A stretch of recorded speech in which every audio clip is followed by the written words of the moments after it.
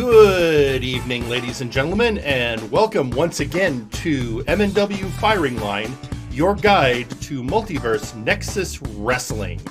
I'm your host, Jerry Aldini, and once again, standing in for Pete McPherson is the gentleman of MNW, Scott E. Stevens. Good evening. And Scott, you've got to be excited. Because why would I be excited? Well, you've got a huge match coming up this weekend at Breakdown 6.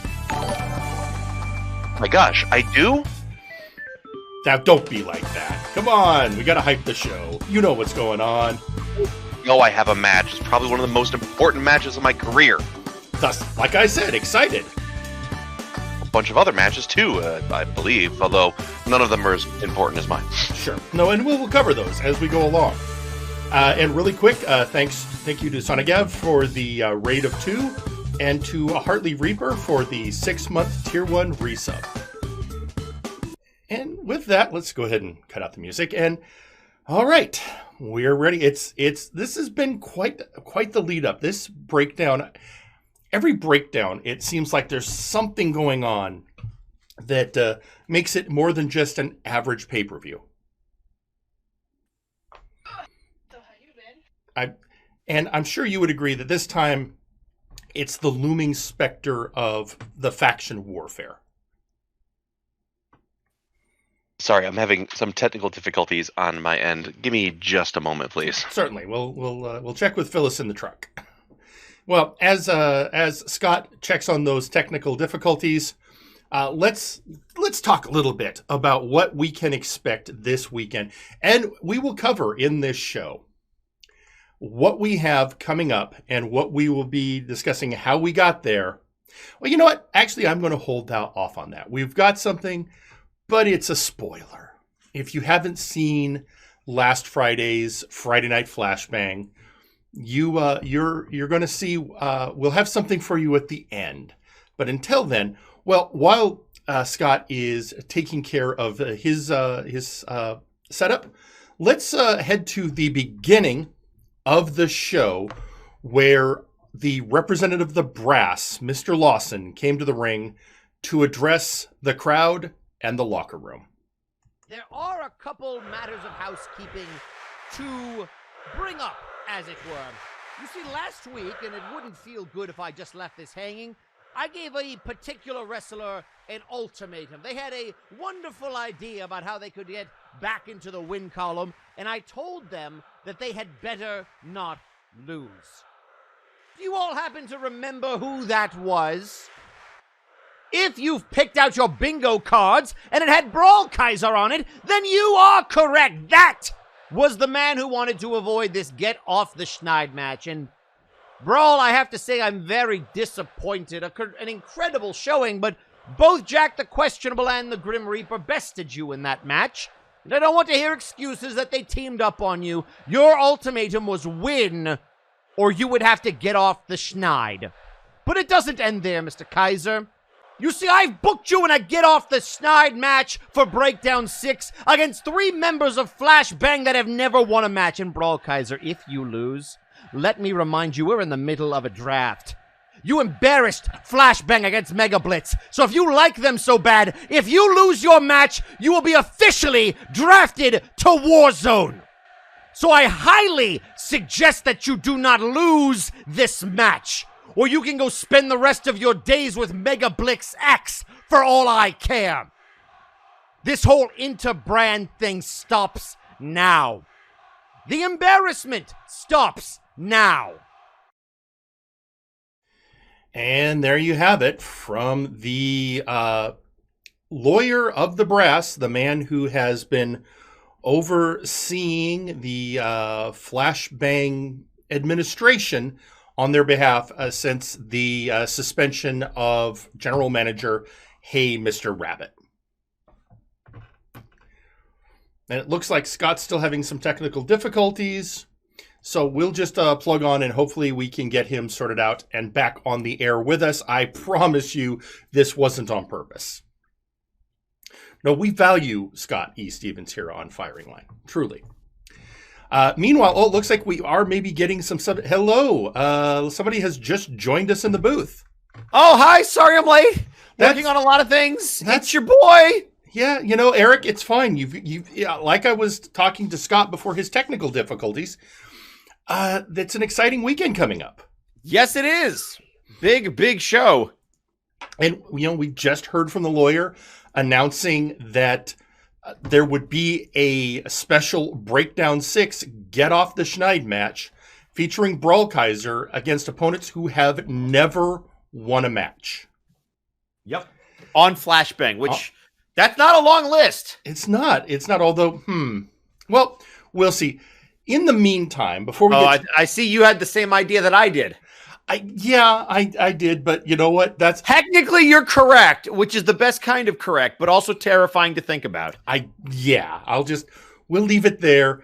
In the meantime, before we get to the first match, we have a little segment here on Firing Line where we do, and it's where when members of the community make promos, we like to pick one every week to spotlight.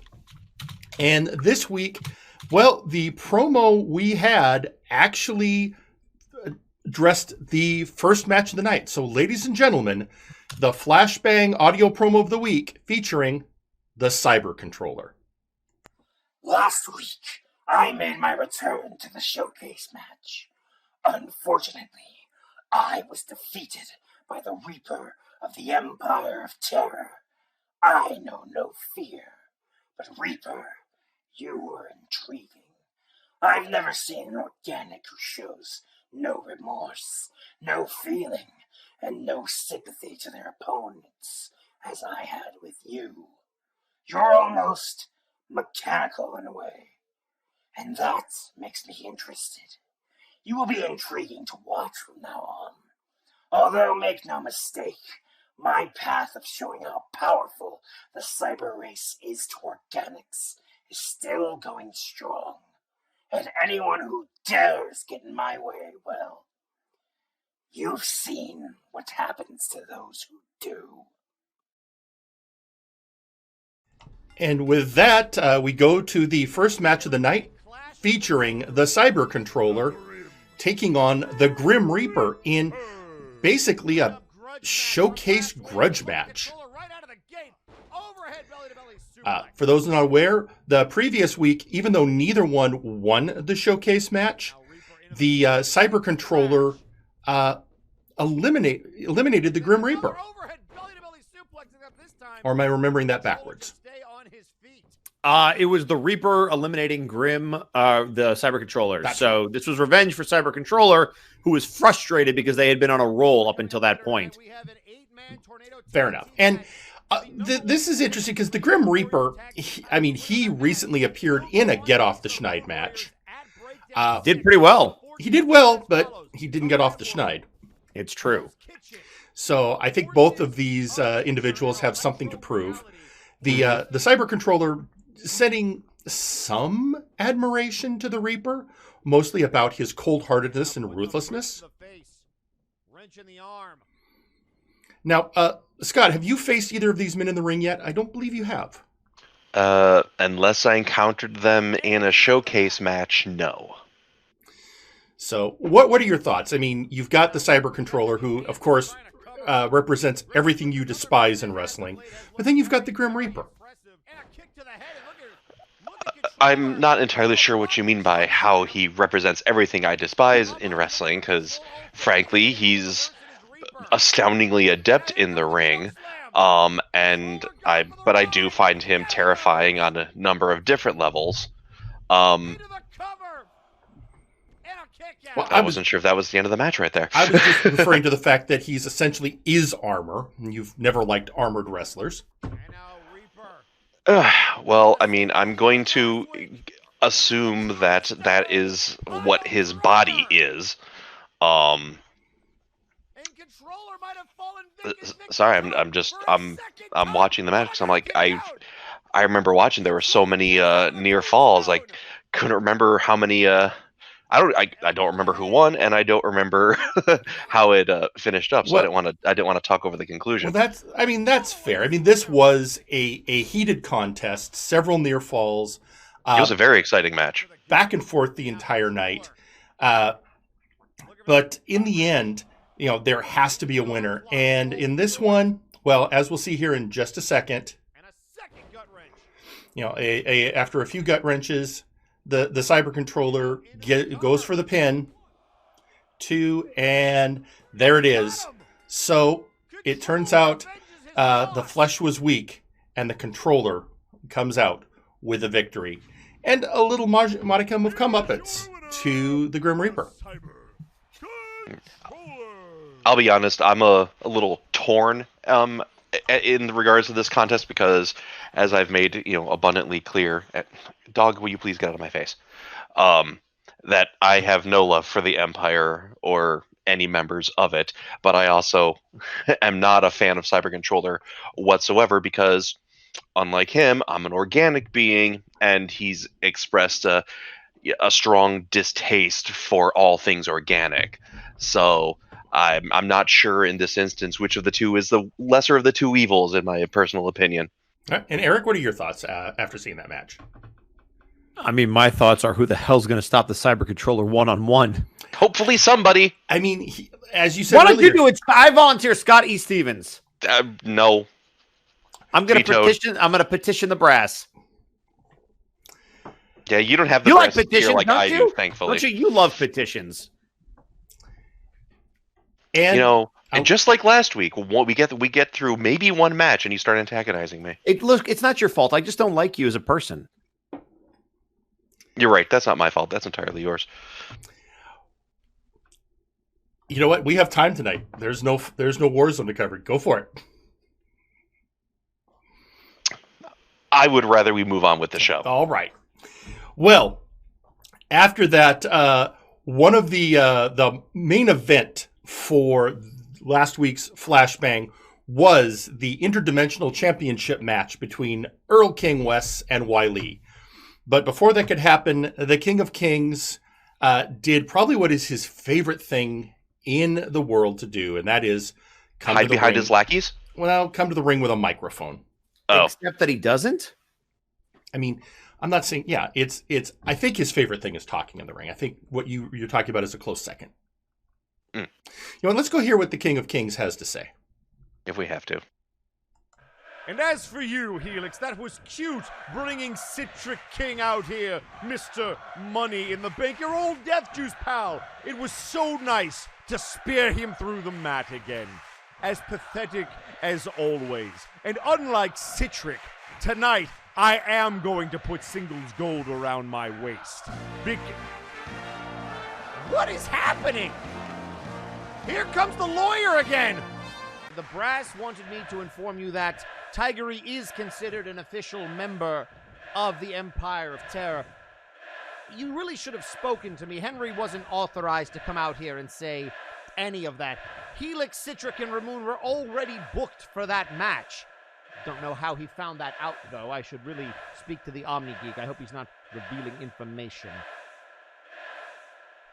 Let me tell you something, Mr. Lawson. I am not here to play your political games. I am the #1 contender to Wiley's Interdimensional Championship, and that is my focus. If you want to let Helix run through Tigery, then by all means, let him do so. Well, you see, that's the other end of the equation, Earl King. If Helix defeats Tigery here tonight, then you will fight Helix one-on-one at Breakdown 6. The results of this match, regardless, it will happen. Do I make myself clear? This game ends now. Fine, because it won't matter what he does tonight. Tonight is about me. Because tonight is the night that I end all of this Nakama worldwide nonsense about how the only title I have ever won was won with Trashman Jones. Tonight, I cement my legacy. I put Singles Gold around my waist, and I do it at the expense of the Dragonborn.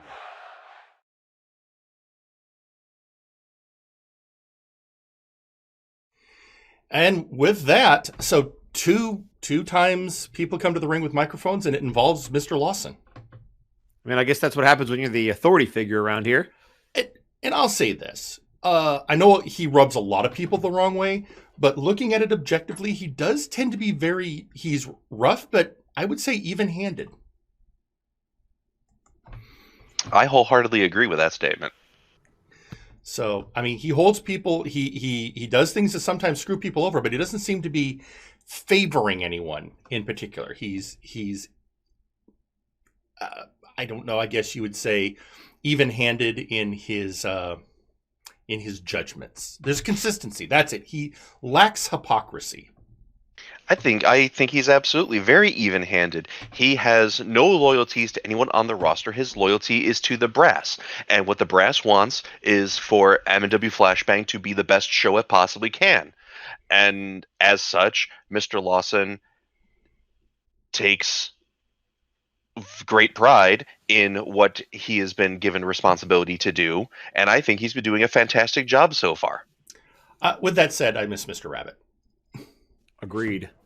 So, with that, and on social media, we're getting a from Kath Gina. Actually, Jerry, he enjoys talking. While he's got a nice bottle of summer wine, while he sits by his pool, I think she's talking about Lawson. Maybe.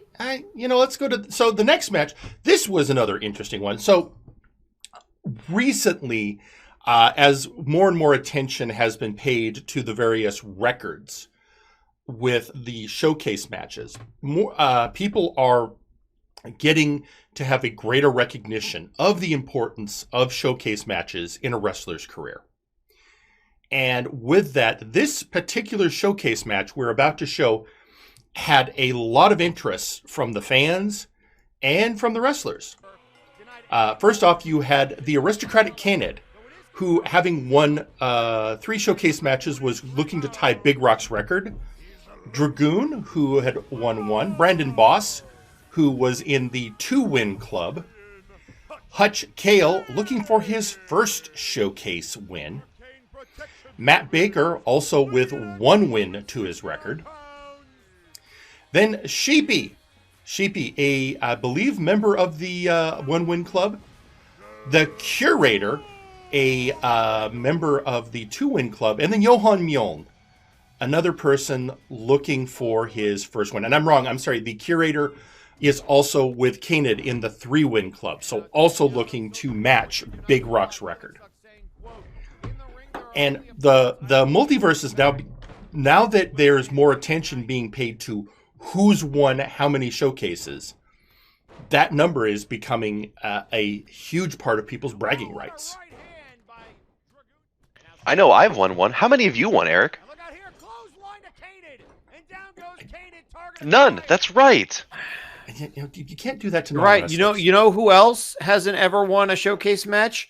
Almost every fan that's ever been in attendance at one of our shows. What's your point?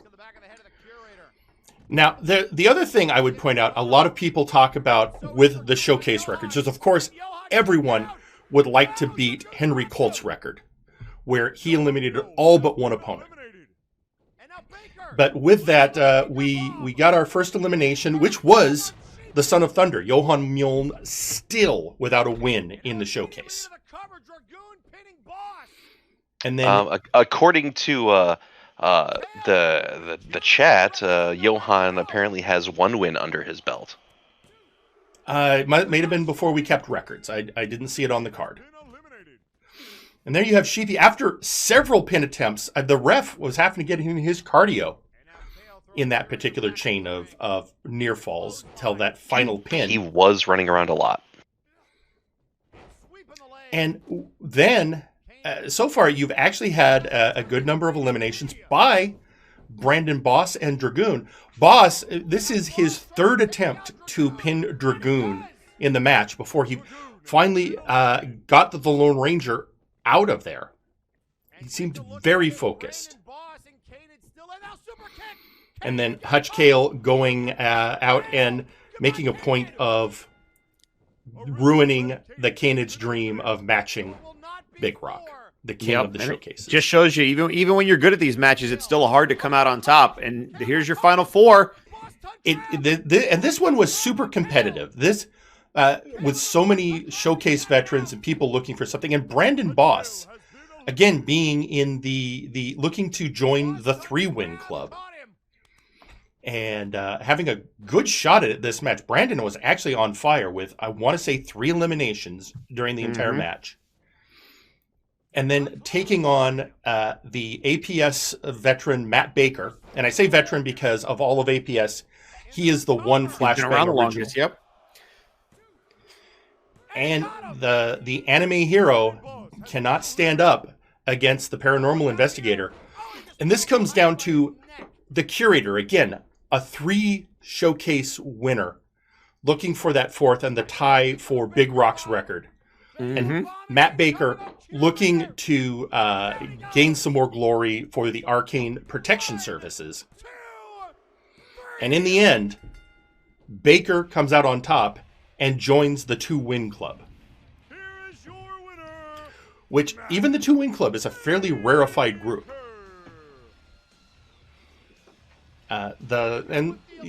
Notice that I guess Johan was hanging around. I don't think Johan was happy. He really he doesn't. Considering what his wife is about to go through, I don't think he's extremely happy at all. Oh, that is very true. That is very true. Has Johan ever been happy though? Like, yes, visibly before he started working for Earl King. Yeah, I remember, I was still working as a road agent at the time, but I remember after that first win with Gorm, there was something, ale for everyone was what I heard him yelling. So, you know what? I vaguely remember that too. Yeah. Very, very vaguely, because I drank a lot that night. Yeah. So, there was a time. There was a time. Meanwhile, another big breaking story of late, the Omni Geek, in his ongoing investigations on behalf of the brass, uncovered and finally solved not one, but 2 of the mysteries he'd been tasked with.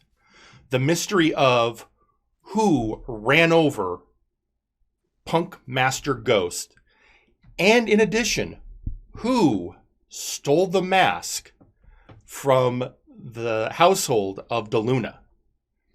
And with that knowledge in hand, DeLuna 13 stormed the ring and grabbed a mic. CG Ghost, myself, the Bulldog Grand. Anyway, we guess we've got him. When did you want to bring the boys in for the Doom bit? I was thinking towards the end. Okay, yeah, I'm sure I think they're going to hang out. Yeah. Plus, we got Travis and we got Canada. Yeah, I'll let them know. Everybody's Okay. breaking rules, so I'm getting in line. Get your ass out here, CJR Killer! Your band from Flashbang ain't gonna save you anymore!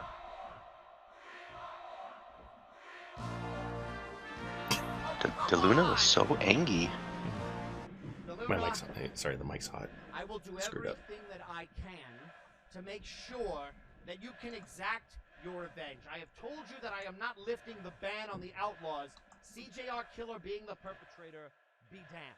But at Breakdown 6, that's not Flashbang. I think you see where I'm going. You don't have a choice, lawyer boy. You're gonna give me CJR Killer. And then you're gonna bring me Garrett Eldrazi, not because he had anything to do with this, because I want to hurt him. And by the way, that's not all you're gonna give me.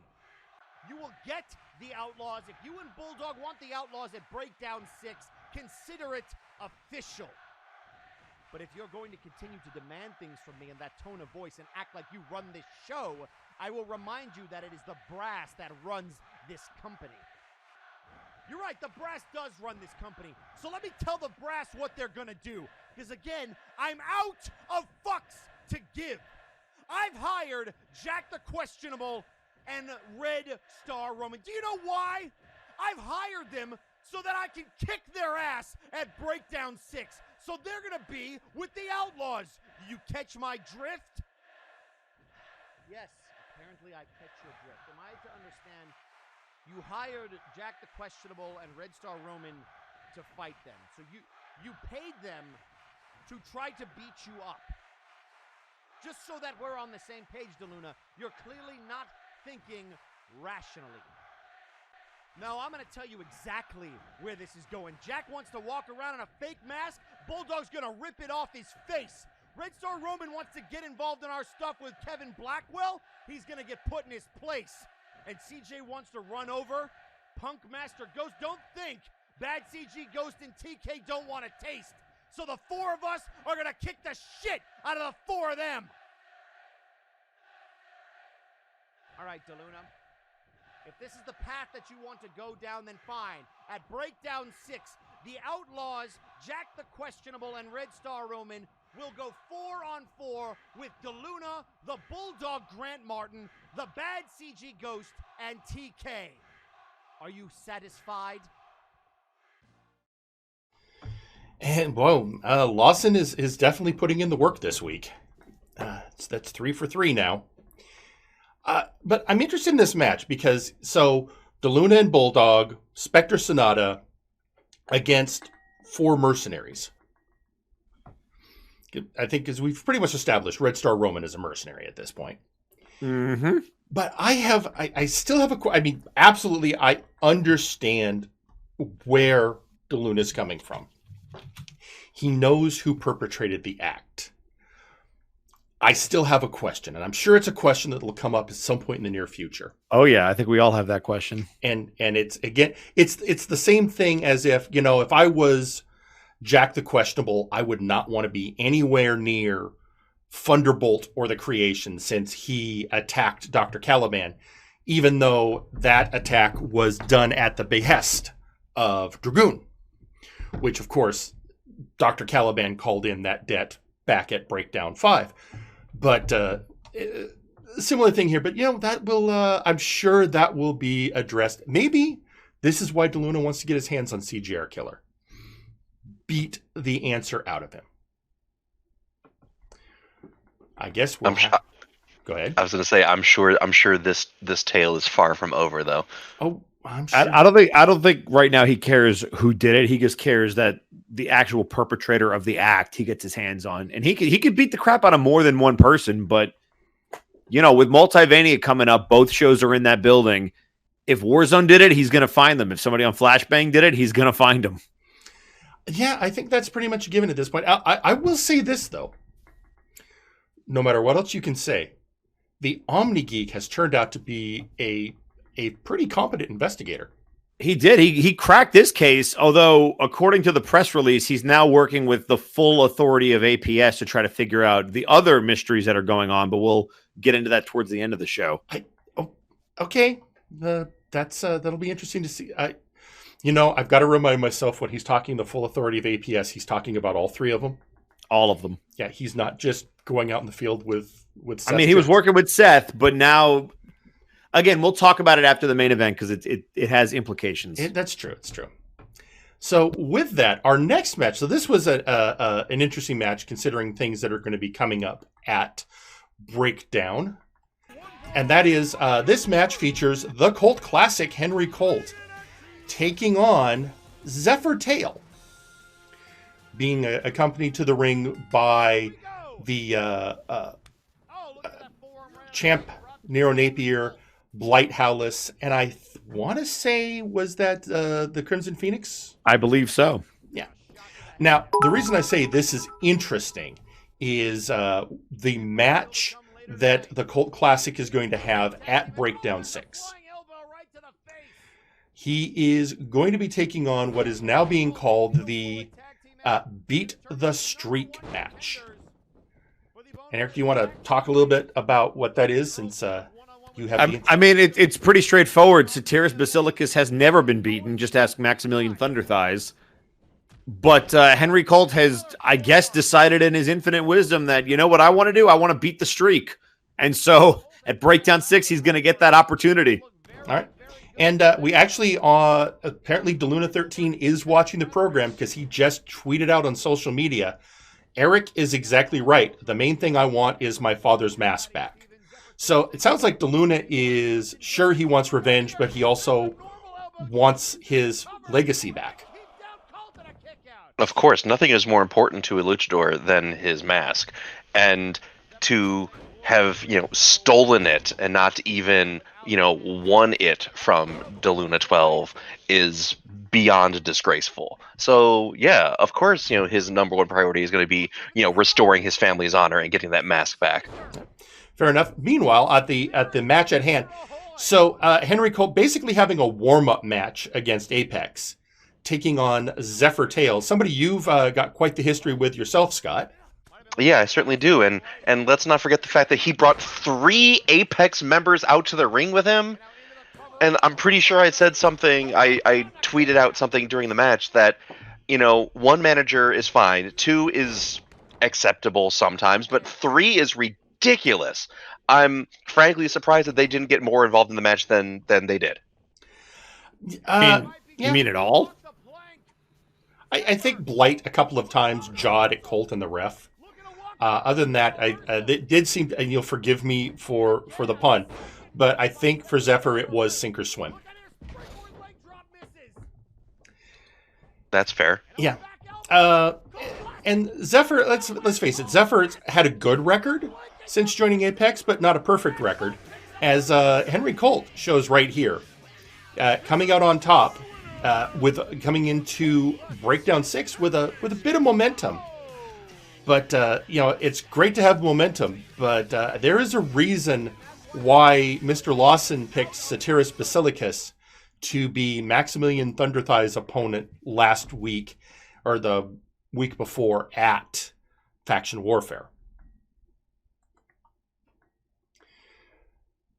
Well, of course, Satyrus has proven on multiple occasions that he is one of the most terrifying forces in all of MNW, not just Flashbang. And it makes sense to give Henry Colt the opportunity to beat that streak because, frankly, if there's anyone on the roster besides me who is going to finally put an L on Satyrus's record, it's the Colt Classic. He believed in me when I started that petition to right the wrongs that were perpetrated by Mr. Rabbit, and I would be remiss to not return the favor. I absolutely believe that Henry Colt is the man to beat the streak. All right. I will take that at face value. And with that, the next match, actually, Eric, do you have anything you want to add on the Colt versus Zephyr or Colt versus Satyrus? Good luck. And there we go. Well, I wouldn't do it. Well, yeah, neither would I. I mean, this is what Earl King was talking about. Fate's distracted. Henry should be focusing on that. Earl King's over here looking to become the interdimensional champion. He's worried about Satyrus and his record.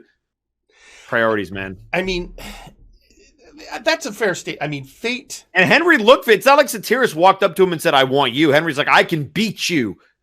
Yeah, but so what? Even if you do, what does that do? Like, are you then hoping to catapult yourself to get another shot at Earl King? Like, what are we doing? This is a good. At this point, Fate was always a loose confederation to begin with, but it does seem like the individual members have spun off into their own individual concerns. I think some of them are of the opinion that once Prinny was gone, that the Empire wasn't as big a threat, which I would say at this point, Earl King West has proven, no, they're still a threat. It's just which is worse? Are we worried more about the Empire or are we worried more about Apex? And that, I suppose, will be a question best addressed after Breakdown. Yes. Speaking of heading into Breakdown and the Empire of Terror, the next match featured a group within the Empire.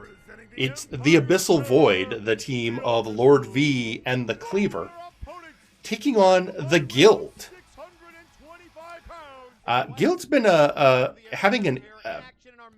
they've been on a bit of a roll lately in the tag team division. Yeah, not sure why Zach DeWeaver's trying to sell those out-of-date Dark Lord Prinny replica helmets. He should be selling the brand new Scott E. Stevens replica top Excuse me. hats. First of all, hold on a second. How do you know that they're not replica Graven masks? Because they've got that stupid crown attached to them. Yeah, but have you ever seen underneath the hood that Graven wears? He doesn't wrestle with a hood on. What would you prefer that they sell instead? I just said. And also, I'm talking about when he buried Prinny. Yes, he did wrestle with a hood on. Yeah, but he doesn't normally. It's still merchandise. And again, what would you have him sell in replacement? I would have him sell the brand new, top of the line, super high quality Scott E. Stevens replica top hats on sale now on the MNW Flashbang shop. Yeah, but here's the problem with that. And I just want to point this out to you because I said it on the show and maybe you missed it. He wants to advertise things that are going to sell. You don't think my top hats are going to sell? I am one of the most talked about wrestlers on the entire Flashbang roster. Nobody is talking. You could win the world title tomorrow. That doesn't mean your fashion sense isn't garbage. Nobody talks about Graven anymore. Nobody wears top hats anymore. Because nobody has any taste. Meanwhile, yes, sorry, I forgot the rest of the world is the thing that's wrong. By the way, let's talk about the Abyssal Void taking it to the Guild. This was a grudge match, if I'm not mistaken. It was Cleaver and Genericson who were in there the longest during the Faction Warfare match. Both were eliminated by DeWeaver. Yeah, and so the Abyssal Void wanted, and they got that because if you notice from that clip, Zach spent a long time in the ring, letting both members of Abyssal Void have their crack at him, depending on that orky constitution to keep him going. But then he tagged in his partner, Lasume01, the robot. And remember, at Faction Warfare, Lasume got his hands on Malice. And after Malice's huge run at Faction Warfare, clearing the ring, Lasume was able to eliminate him almost right away. Lasume, by the way, personally designed the prototype for the Scott E. Stevens replica top hats. So you knock my top hats, you knock Lasume. Just remember that. Well, either way, Zach DeWeaver getting the pin on the Cleaver after really the Guild is coming together as a top tier tag team. It's true, and it's really great to see. For any team to take the fight to the Empire like they just did is nothing short of phenomenal. And someday in the not too distant future, they will be right back there in the running for the tag team titles. Well, time will tell. In the meantime, we've got a couple of social media posts from Kath Gina. First off, Pat's her Nexus Star tag belt. I want answers, and I'm going to get them. Clock is ticking, Jagger. And then an apology. Sorry, Jerry, I can't type tonight. Too much rage. All right. Boy, all right. A quick shout out to Kath Gina. Tough break on your loss at NMPW this past week, but you're still the champions, and that's what's most important. All right. And with that, the next bit we had. So if anyone's been paying any attention the last few weeks in Flashbang, they'll know that there has been a lot of issues between the Gladiator, Kevin Blackwell, and the members of Dungeons and Destiny. And after during the Faction Warfare match, there was a particularly pointed commentary made by Rapture New Road about what Kevin Blackwell is doing, and Blackwell came to the ring to give the Tiefling an answer. I tried to play nice with them. I tried to help them beat the Bone Warriors, but Mama just couldn't have that. So I put her down too. And now, Rapture, the only thing left of Dungeons and Destiny is you. And yes, I know you're on a different show, but that won't stop what's coming. So you think you're the hero of this story. You think that everything is going to be fine when the glorious Rapture New Road shows up and saves the day. Well, newsflash, boy, no one likes you. You're a nuisance. That's why nobody cares whether you're on this show or that show. It's why your Big Oof title reign was a joke. It's why you cashed in Money in the Bank and failed.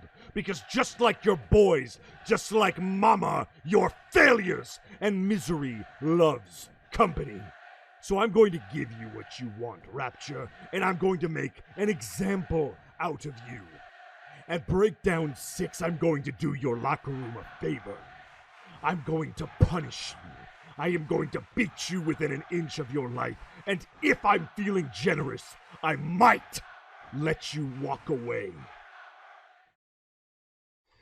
And so at Breakdown 6, we're going to have a hardcore match, I believe. I heard that correctly.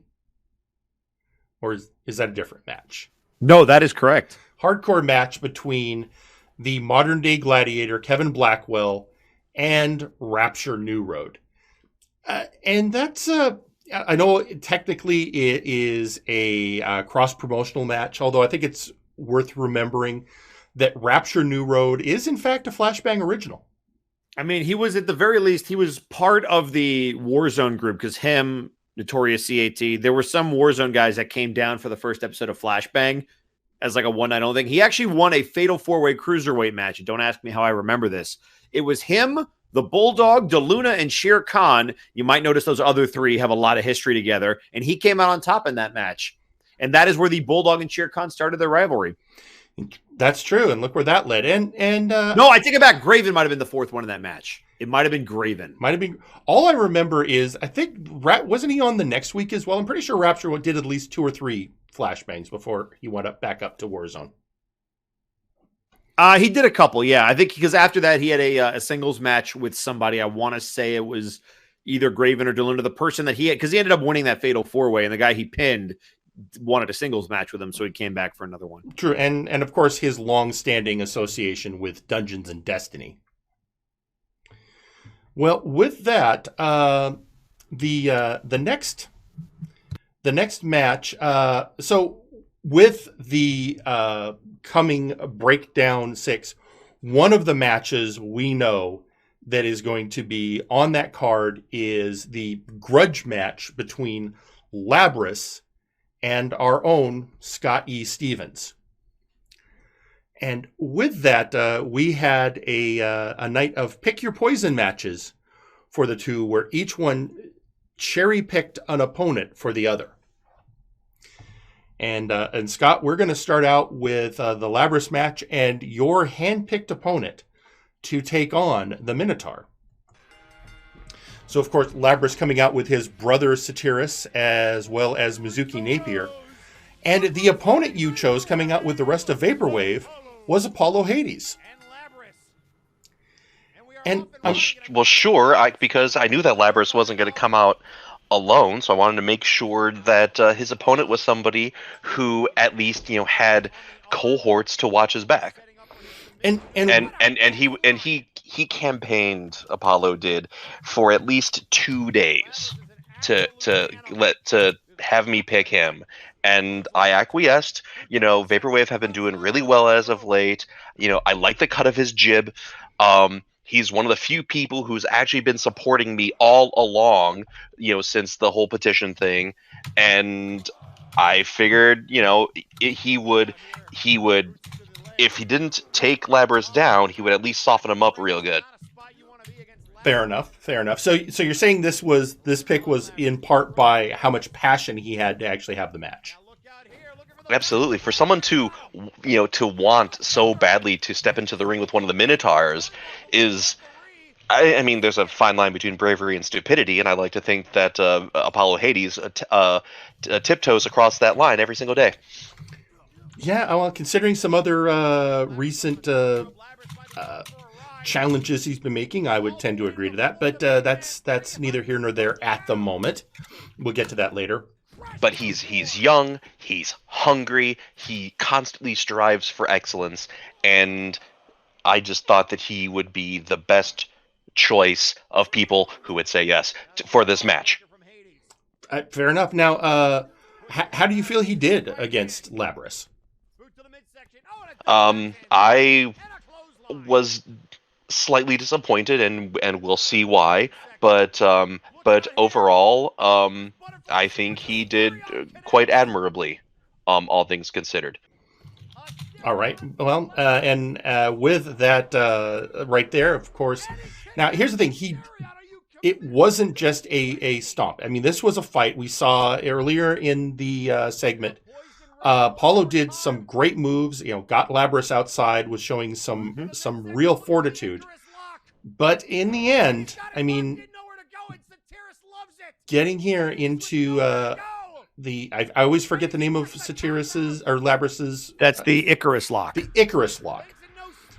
He manages to tap out Apollo Hades, so at least going in for Labras, he's going to be heading into Breakdown with a victory over the self-proclaimed hottest man in MNW. Now, hang on. I do have something that I want to point out, and I noticed that your little highlight package didn't include it, but there was at least one moment where Apollo had Labras beat, and Mizuki Napier took it upon herself to distract the referee, and I feel that completely inappropriate act that should have gotten her ejected from ringside is what cost Apollo the match. He had Labras down for the count, and her interference gave Labras an unfair opportunity to capitalize on the ref's inability to count to 3 while paying attention to the fact that Labras's shoulders were down on the mat, and which led to the submission victory that we saw. All right, and knowing that, how do you plan to deal with that on your match this upcoming weekend? Now, why would I tell you that ahead of time? Why would I tell you that? Why would I tell Eric that? Why would I tell anybody watching, including members of Apex, anything about what I plan to do about that? Fair enough. Question retracted. Good boy. It's like we're having a good time with everything's been, I'd like to point out how disrespectful he is. I just, Scott, you're right. Labras is exceptionally disrespectful. I meant you. Sorry, I'll clarify. You specifically. Yes, Mr. He is very disrespectful. No. He tries to rub it in my face all the time how he's beaten me twice. But like you have said on multiple occasions, any given Friday, or in this case, it will be Sunday, that I will get the upper hand, and I will make sure that Labras is the one who takes the fall this time. Count on it. Let's move on. There are times I almost miss Mr. Hostums. Okay.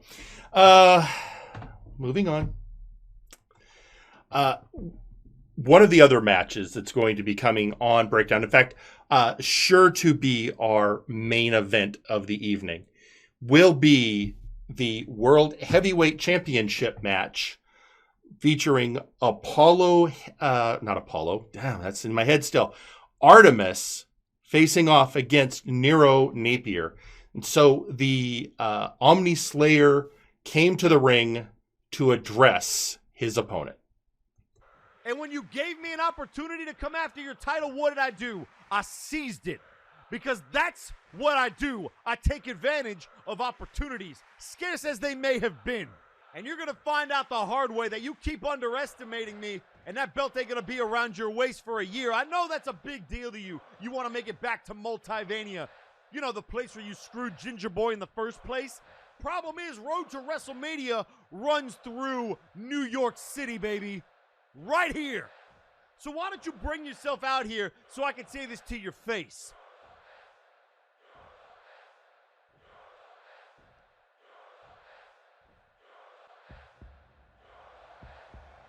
And here comes the champ. It seems like you're the second fiddle. Maybe I should have challenged Jagger to a match before you ever got in the line. At least he's proved something to me. You want proof? How about this? How about the fact that you've never beaten me clean, Nero? You like to say that you pinned me in the 64-man tournament? That wasn't without some mind games and whatever it is that you got going on. But again, I ask you, I noticed how you dodged the question. You gonna leave your boys in the back? You're gonna keep using your trick? I don't need parlor tricks or Apex to defeat you. So no. The only way I'll bring someone to ringside is if I see Jagger make his way down. They'll be ready, but they'll be backstage. Does that suffice for you, Hunter? Good. Because I'm going to say this right here and now, and I'm going to say it to your face so that there's no misconstrued message. I know that I can beat you. Like I said, the road to Multivania runs through New York City, baby, and you ain't ready for the Big Apple. It's the only thing you can't take a bite out of. I promise you that. Clever wordplay. But I will devour your Big Apple, whatever that is. And I will devour your hopes and your dreams of being a world champion. By the way, while we're on the topic of Jagger, has he talked to Kathchina yet? Have you? She seems very feisty. You know what? I'm not going to let you keep putting Kathchina in between us. How about you focus on me, boy? Oh, and here we go. Artemis has had enough. Artemis is going after the champion. Sick and tired of him avoiding him. He continued to invoke the name of Jagger, bringing up everything but their title match, and Artemis has had enough. Talk hit, get hit.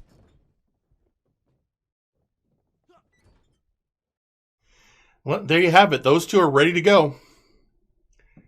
I know that Artemis had stated he wanted to have the match earlier, but Nero and I suppose the Brass all decided no, you want that match headlining a pay-per-view. Absolutely. Also, there was a lot of commentary on social media about Nero not knowing what an apple is, and all I got to say is life's not easy when you're an obligate carnivore. I mean, you know what? That's fair. Yeah. So that's and although again, as we've seen many times with Kathchina tweeting out tonight on the show, then you hear Nero there bringing it up. I mean, clearly that the issues with the Omni Slayers hang over anything happening with Artemis, even though we haven't seen Jagger for a few weeks. So I guess we'll have to see. What transpires this Easter Sunday at 2 p.m. Pacific time. Now, Scott. Yeah. The next match we're going to review is your match in the Pick Your Poison series, and the opponent that Labris and whoever was advising him picked for you. And I know that you've gone on record on having some definite opinions about that choice made. Let's just get to it. You come out, and the opponent that was chosen for you was your old sparring partner, the Bad CG Ghost. So what are you thinking when you saw that it was CG who you were facing in this match? The first thing I thought was, at least my choice was creative. Yeah, but Labris' choice was practical. So what's your point? This is dipping into the shallowest pool that's someone, probably Labris, has pissed in to come up with the same song and dance that we've seen over and over again. And don't get me wrong, I've actually come to enjoy working with the Bad CG Ghost. I think he and I have very good chemistry in the ring. And we've actually had some behind the scenes discussions. So, we have a professional, rivalry, but that with that professional rivalry comes a degree of professional respect. And, coming into this match, well, once I saw that who was coming to the ring, I immediately thought, this guy's got a lot on his plate dealing with the PM Ghost, and we just learned, who is responsible for putting the PM Ghost in the hospital. I remember how upset I was when Zephyr Tail attacked Jack Andrews and put him in the hospital, and how incensed I was, and how I would just wanted nothing more than to just take it out on anybody I could get my hands on. So, I knew that I was in for a fight for multiple reasons. And I mean, truth be told, I have very mixed feelings, about, the match that we had. I think it was a good contest. I think it was a pay-per-view caliber match that you all got to see for free. I mean, to be fair, that social media was blowing up during this match, and a lot of people were saying that it was a pay-per-view quality match. A lot of people said perhaps the match of the night. I believe there was a comment made to Labris of, your match was decisive. Steven's match was entertaining. Absolutely, I wholeheartedly agree with that. I think that Apollo is once again not getting enough credit. He took the fight to Labris as much as anybody, more so than pretty much anybody. Hold on, let's not skip over this. Was that the class act that he just nailed you with? Yeah, maybe. Was that the class act? And then, so that was he tried that once before, but did he just pin you? Yeah. Did you lose your pick a poison match? Yeah, I did.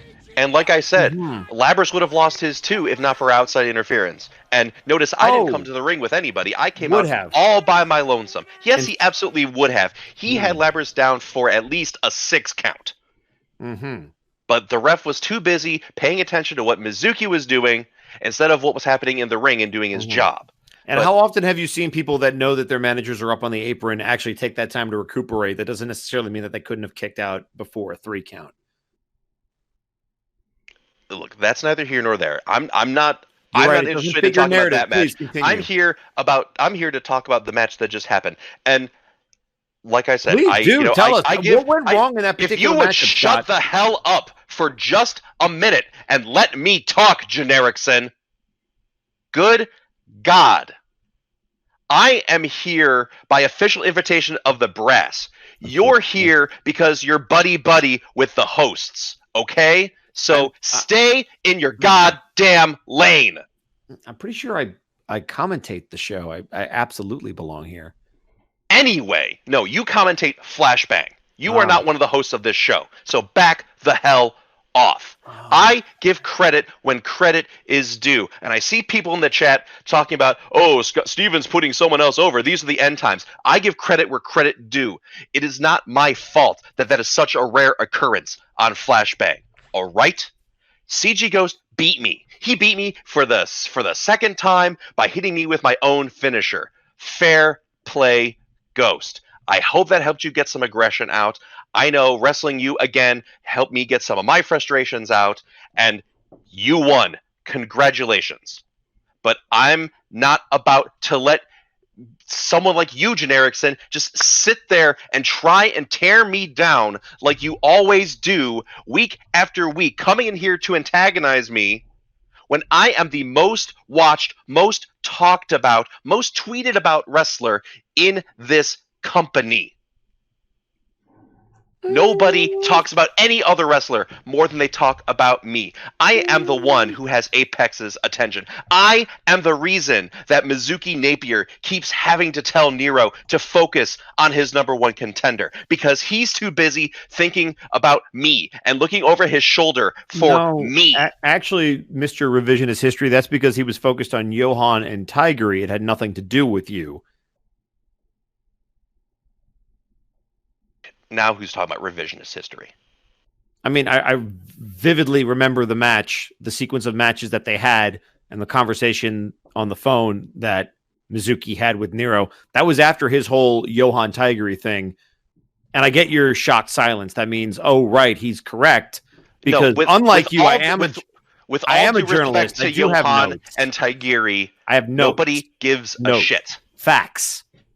Statistics. Nobody gives a shit about the Mules. Nobody gives a shit about what you have to say. You're right. You're right. You're 100% right. My mistake. Continue. All right. So anyway, with that, we head into Breakdown 6, where we will see Labris versus Scott E. Stevens. I do believe it's a rubber match. That is correct? This will be your third meeting? Yeah, except it's not really a rubber match because Labris has beat him the other 2 times they've been in the ring. All right. Yes, you are right. You are absolutely correct.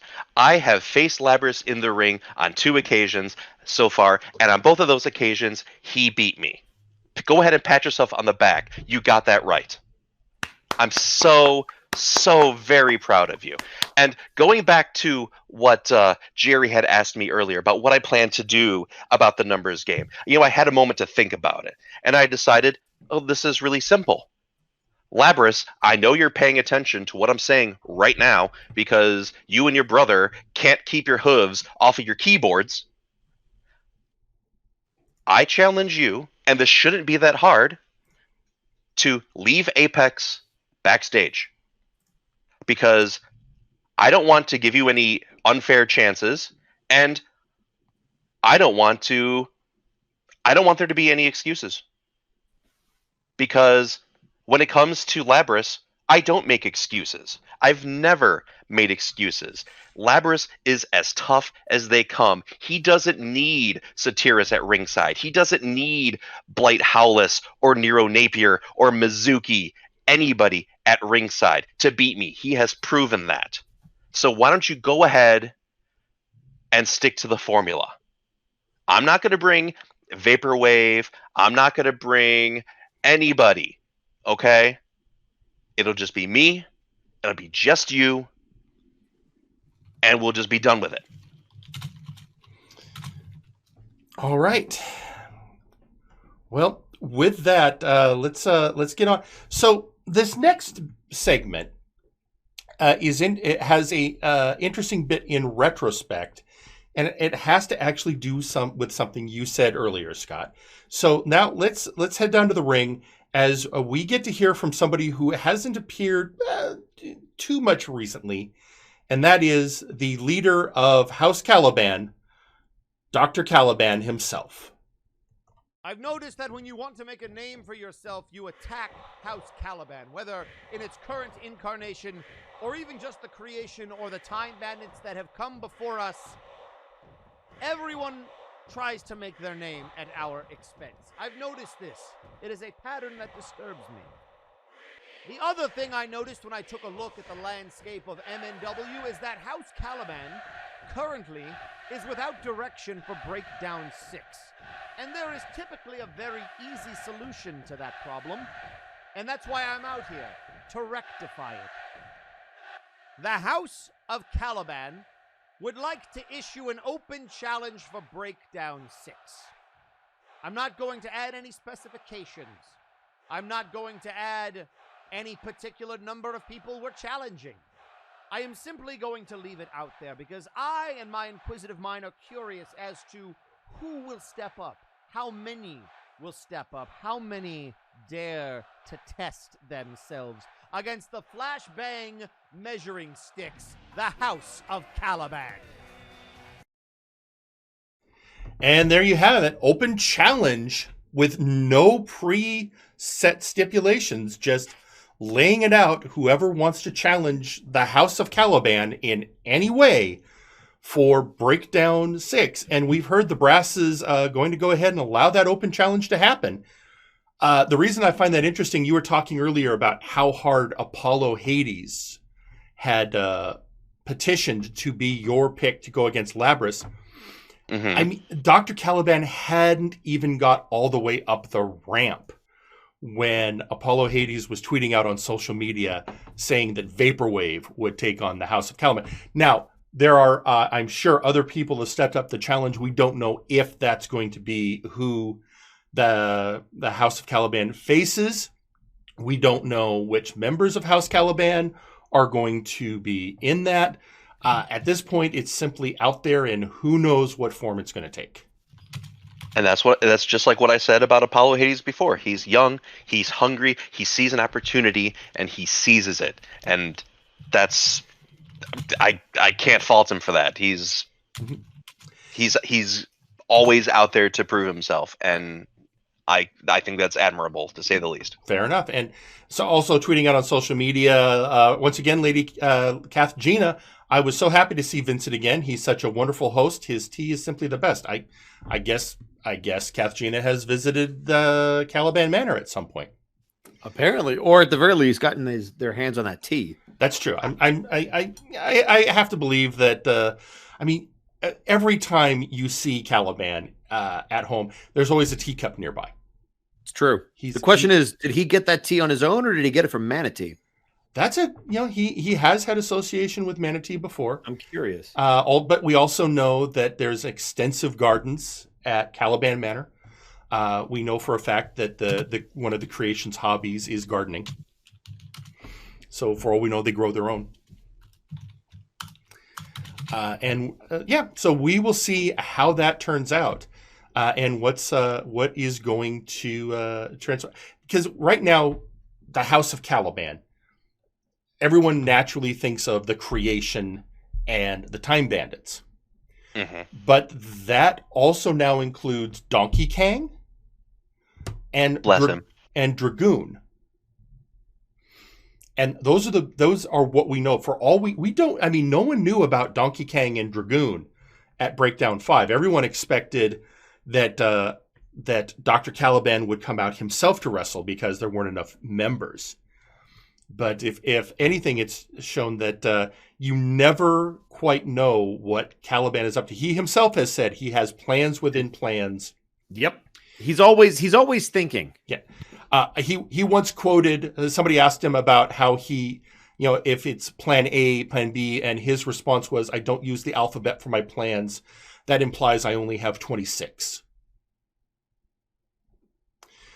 So, yeah, I guess we'll just have to see what that's one's going to be interesting because there's no way of knowing what that's going to look like. We don't even, with that challenge, we don't even know if that's going to be one match or maybe multiple. I mean, there's so many possibilities based on how things break down and what they choose to take, and also what the brass chooses to approve. So we'll have to see. Meanwhile, there was, of course, the earlier. We saw the in-ring confrontation between Mr. Lawson and Earl King Wes, where Lawson pointed out that Henry Colt had actually tricked the King of Kings the previous week when he told him that Tiggery didn't count as a member of the Empire, that in fact she did. And per the stipulations that Earl King Wes himself put forth, Tiggery would have to face Helixux in ring. And if Death himself wins, regardless of the result of the main event match, he and the King of Kings will face at Breakdown 6. So that match comes out with Tiggery coming out. Interestingly, you would have expected maybe Johan to be at her side, but no, she came out solo, as did Helixux. And this was interesting. Normally the ref starts the match and people just go right at each other. Trying to bait Helix. And there was, a lot of mind games just to start the match out. And now Tiggery is mocking him. Dare argue hesitation. Tiggery mocking Helix. Yeah. And a kick to the face. Yeah. I suppose that's one way to look at it, as Johan Mjoln tweets out on social media. This felt uncomfortable. This really did. But also, but it wasn't like a Geiger, because we've seen the ladies kick the crap out of the men before. It just didn't. The way Earl King set it up didn't feel right. Well, the reason I think it doesn't feel right is, unlike other members of the Empire, we saw this when Earl King had control over the creation's body. And he treated it as a disposable tool that he didn't really care much for. It's exactly what this feels like. That's well said. Yeah, and that's how he's treated both of them, both Johan and Tiggery. I mean, the whole reason Tiggery even debuted seems to be from unfortunate influence from the Fey King. And I will say this. I do feel that Helixux came into the ring decidedly not taking Tiggery for granted. Which, a lot of people might come in going, oh, I can easily go through her. He understood she's an Amazon warrior. Yep. And that if he disregarded her, she would tear through him. That's why he kind of gave her the opportunity, like, hey, if you want to stay out there and not help Earl King, you're welcome to, but she has the pride of a warrior. She was going to fight him. Mm-hmm. She might not want to fight him, but if she's in there booked in a match, she's going to fight him. And so Helix was like, all right, I got to do what I got to do. You're the last domino to fall, and he did it. And somewhere backstage, Johan is just seething. Oh, I have to imagine but the thing is, who's he angrier at?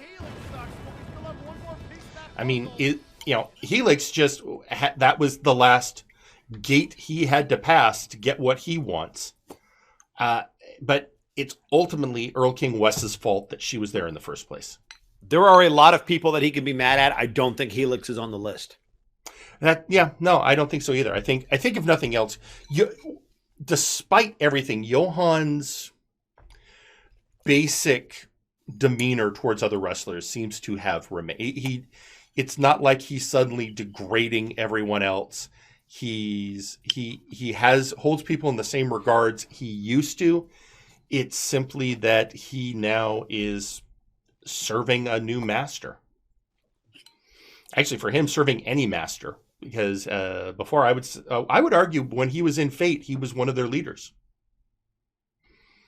And now I wouldn't disagree with that. Yeah. And I think that's probably one of the reasons he got targeted is it cut the legs out from under Fate. I mean, look at Fate pre-Johan turn and after. Right. It's night and day. Which honestly makes it a great move by Earl King. Hate to say it. Yeah, I don't like that it worked. It's disgusting, but he cut the heart out of Fate. Well, with that, so the next match. No, I'm sorry. Hang on. Just a minute. I want to go back to something that a comment that Eric made on something that I had said regarding Earl King Wes. I had made a comment referring to Earl King's penchant for hiding behind his lackeys, and then Eric promptly replied with, "He doesn't do that." Well, what we just saw is an excellent example, of him doing exactly what I said, hiding behind his lackeys. He has made Helix Suck jump through hoop after hoop, putting every member of the Empire ahead of him that he can. And the only thing that he hides behind more than his lackeys is his ego. He thinks because he is the greatest thing since sliced bread to ever happen to the multiverse that everyone has to jump through all these hoops and beat all these people and have a win streak for 7 months straight or something before they're even allowed to share a ring with him. And see, the only difference between what Helix has had to do to get to Earl King Wes and what I'm doing with Apex is that I am electing to take the path that I am taking. No one is forcing me to do what I've been doing. And all Helix wants to do is get his hands around the Fey King's scrawny little neck. And all that Earl King has been doing is hiding behind this air of inherent superiority that for some reason anybody in the universe buys into, and his ability to just throw every body that he has access to, whether it be willing or not, in front of death itself. And while I can't blame him for being so, Earl King is just flat out scared of him. I mean, I'm not going to disagree. I think there's some truth in what you said. That pains me, but I think there is some truth in what you said. Also on social media, once again, tweeting out Kath Gina, saying, Helix Sucks is a gentleman of the highest level, Jerry. He dislikes attacking anyone without good reason. I mean, good reason? I mean, he's attacked a lot of people. He has. And maybe he thinks it's a good reason. Yeah. I mean, yeah, I'm sure. Think about Earl King, though. He can't hide behind. He might have been keeping Helix distracted, but that's because he's doing other things. Yeah, that's true. It's the same thing with Nero. If somebody wants to step up to Nero, you don't just jump the front of the line and be like, I'm calling you out. You've never been beaten. I want to beat you. Yeah. I suppose that's the advantage of being leader of a powerful faction. Earl King was clearly had this interdimensional title idea in his brain, and Helix was going to get in the way of that. It'd be one thing if he was like, Helix and you and you and you all fight these guys and I'm never going to get in the ring. But he's gotten in the ring. And I hate to say this, he's the guy that pinned Citric King. He's the guy that dumped Trashman Jones in that faction warfare match. Like, he's looked really good when he's between the ropes. And it kills me every time. And I'm pissed off that he's getting an interdimensional title shot because he does not deserve one. Absolutely. But the fact remains is when jumped the line.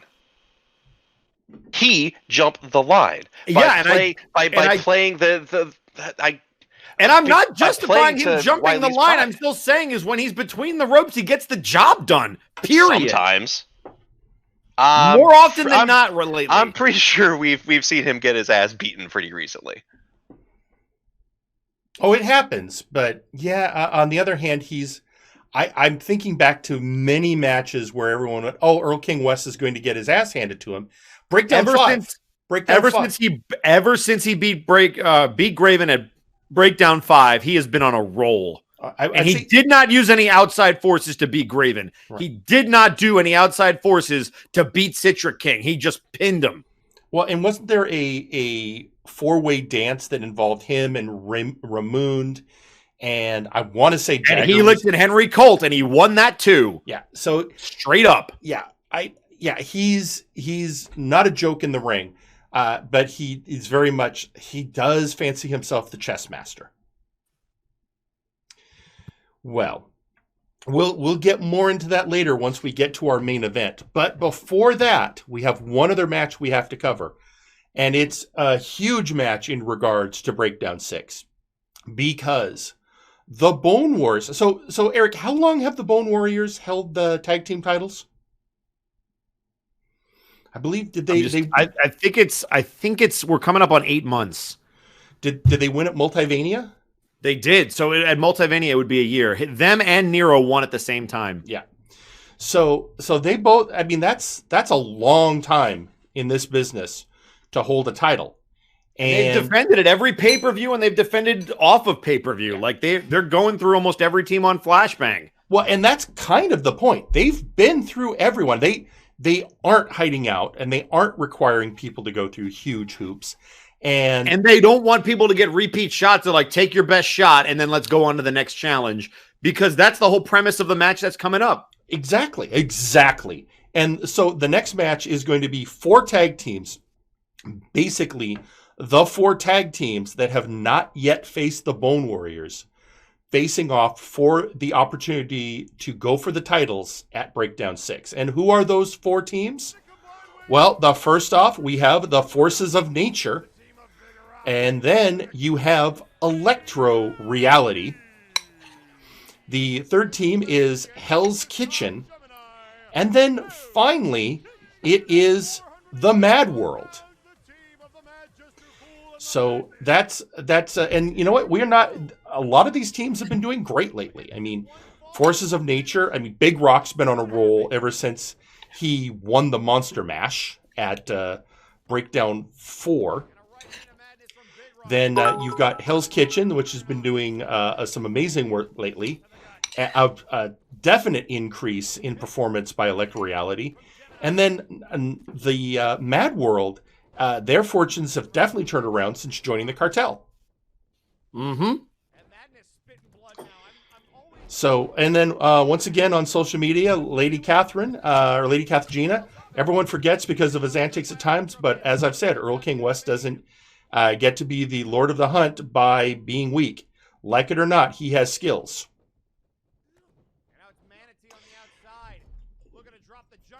And back to the match, we have, so this was a interest, the only way you can do a match like this is to go tornado.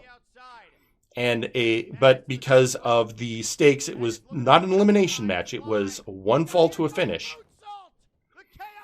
And going into this, I think a lot of people on social media were mixed. I think there was some favoring of Forces of Nature due to, one, the recent performance by Big Rock getting a crack at Nero Napier for the heavyweight championship, but also with everyone going, well, he is the king of the showcase match.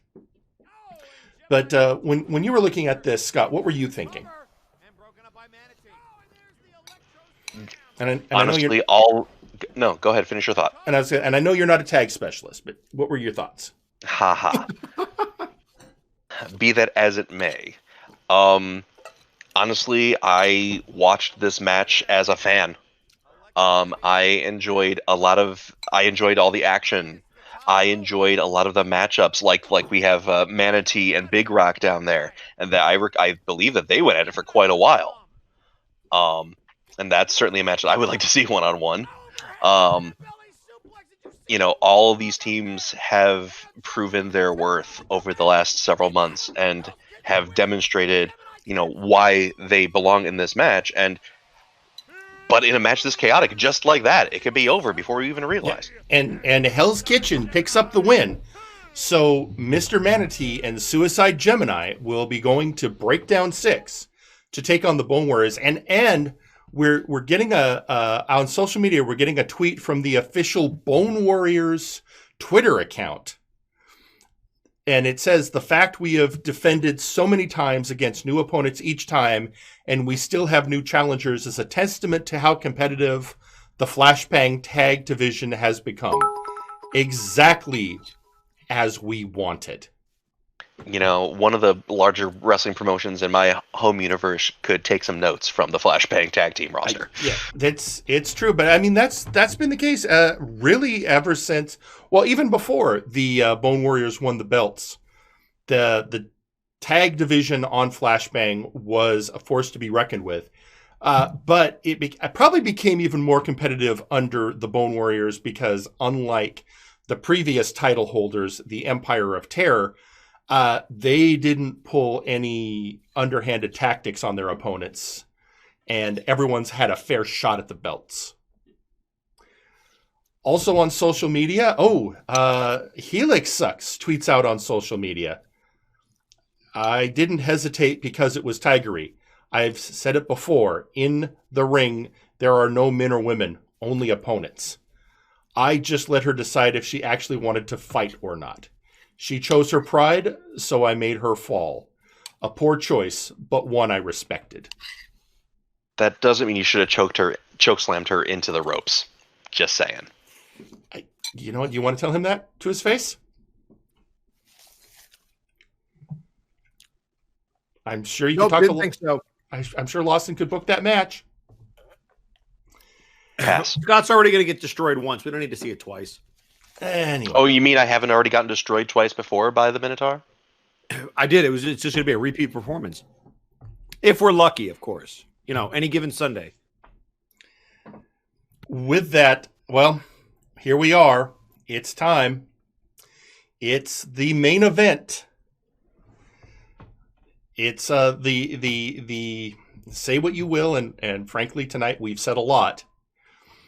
But Earl King Wes gets his shot at his first singles title against the Dragonborn Wiley for the Interdimensional Championship.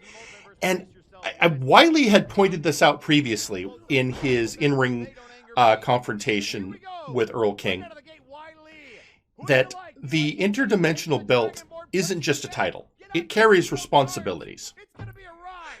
Whoever holds that belt is the first line of defense against incursions from other realities, other parts of the multiverse. Yeah, the worst scum of the universe. And Wiley has taken that role as defender of the multiverse seriously. But Earl King Wes threatening the stability of Flashbang with a vague but ominous threat forced the Dragonborn's hand, and here we have it. I'm trying to imagine what kind of defender of the multiverse the Earl King would be. I'll tell you right now, a lousy one. Yeah, a lackadaisical one, maybe one that doesn't even care, maybe one that would use it to his advantage. It's true. How to deal with somebody. Hey, work for me and you're in. Or see, I see it as being more of like, in movies when someone's trying to sneak into some big place overnight, they have the night watchman in the booth, and he's just clearly not cut out for his job, sitting there like drinking his coffee and watching reruns on TV. I see Earl King being, at best, that kind of a protector of our multiverse. I will say this: the Dragonborn was definitely in fine form this evening, pulling out every stop to try and beat Earl King West. Just back and forth. I mean, I lost track of how many different finishing moves both competitors used during the not just finishing moves, but regular, like they were going into each other's arsenal a lot. Yeah, you saw definitely had each other scouted extensively. And this was a move that he could not hit the entire night. This is the third time that he got out of the way of Hearn's charge. I chuckled every single time. And Wiley was in good shape. Yeah. Because guess what? Wiley had hit 3 times, or was going to try to hit 3 times. The Glacial Cascade. Yeah. And I have never seen this before. Look at the power. That was, I mean, that took everyone's breath away when that happened. I don't know. I don't know. It's like he leaped into his arms. Makes you wonder what else was going on. But yeah, now we have it. I still can't believe, I can't believe this. We're a week away from the pay-per-view and this happens. And Earl King fulfilled his goal. Earl King West now holds singles gold. No matter what else happens this weekend, he will always be able to say he was a singles champion. And with that takes us to what we're looking at for the card at Breakdown 6. And this is just a sample of it. Yeah, I mean, certainly all the titles that are on the line. Yeah. So, again, we have Earl King West.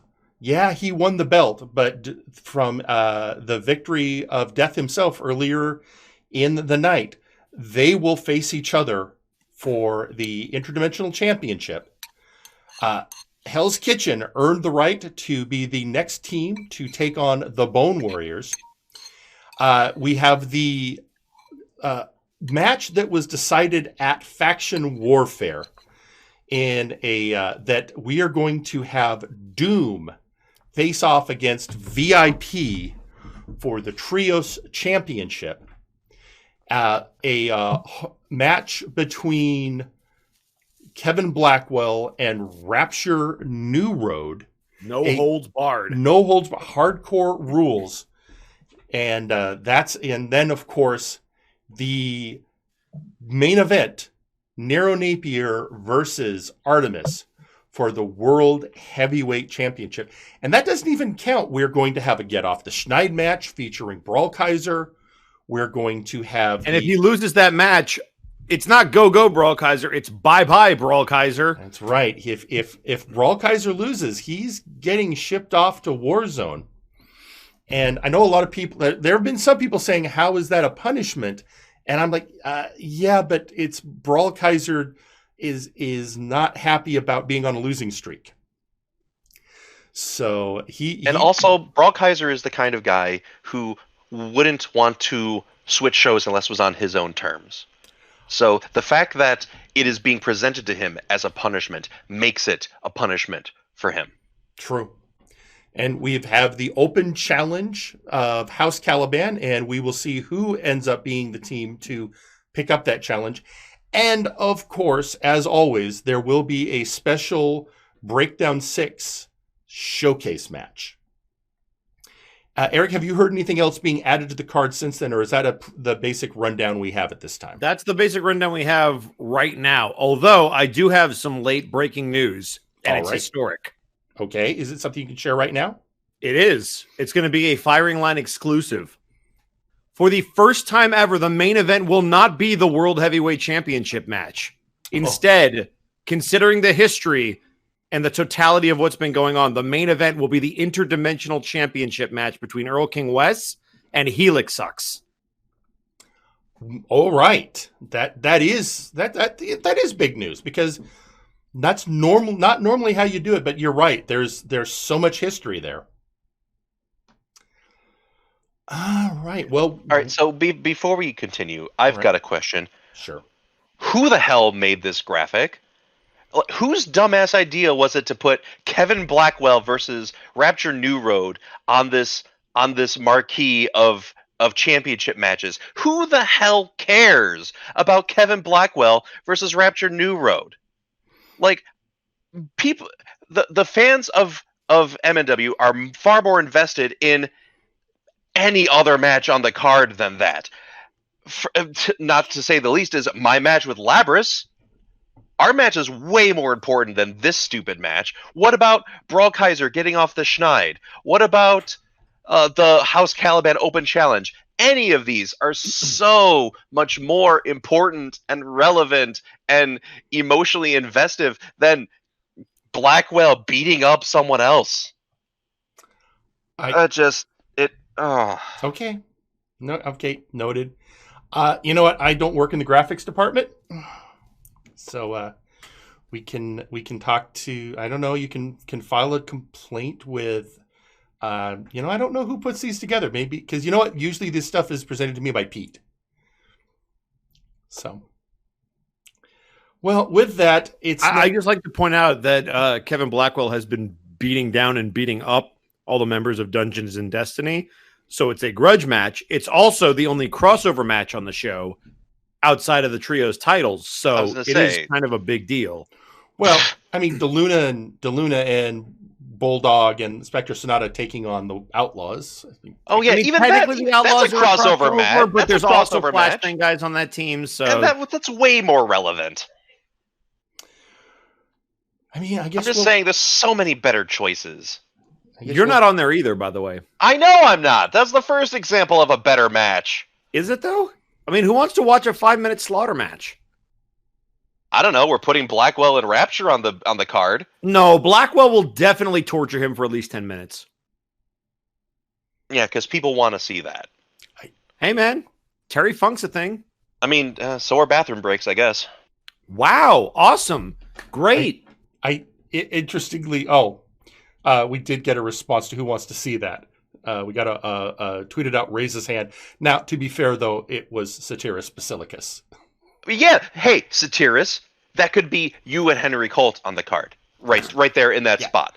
I would be so much happier to see Satyrus Basilicus versus Henry Colt in a beat the street Blackwell match. could be going for the world title, and you would still hate him on the marquee. Just admit your bias and move on. Like I'm the only one. Well, like I'm the only one. Who here has any modicum of like, interest, or respect for anything Kevin Blackwell does? I mean, come on. I know I'm not alone here. I know I'm not the only person on mic right now that feels this way. This is ridiculous. I mean, okay, let's be honest, Scott. You've never, I don't think Blackwell's ever laid hands on you. Yes, he has. He has. Well, then I guess I'm the only person. I've said I'm the only person not on this Carla's show records right now that can say that he's never been touched, because he's actually openly attacked Eric. And you're still, and he's still backing him up. I'm not backing him up. I'm just saying you're coming from a bias. But notice I didn't comment on it because I am biased as well.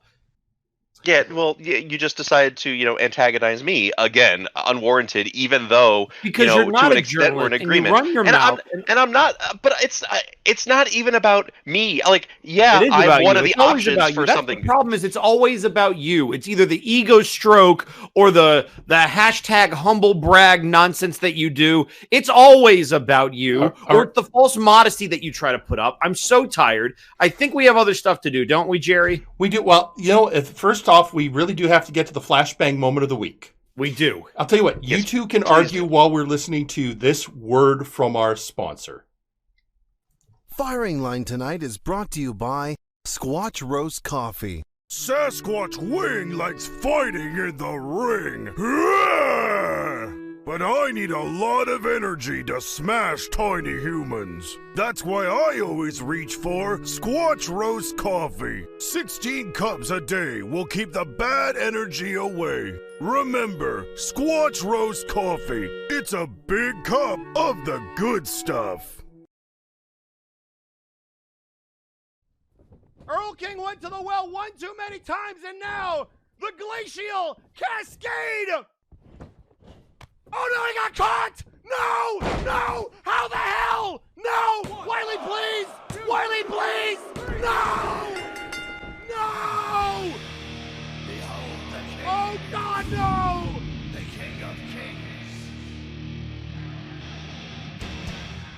Here is your winner, and the new interdimensional champion, the Fey King, Earl King West! I can't believe it! His first singles title is at the expense of the Dragonborn, damn it! As he walked from the place where the traitor lost Damn it! his name and his face. Well, there you have it. You know, normally we try and not go to the main event for the moment of the week, but some moments, love them or hate them, just stand out. And hang on. I guess. Oh crap. Hang on. All right, Phyllis is giving me a code D. I got to stop and we got to take this call. What is a code D? Code Doom. Oh no! Okay, and hello. Greetings. Hello. Check, 1, 2, is this thing on? Oh God. Yes, go ahead. Oh, hello, Scotty! Hello, Jack.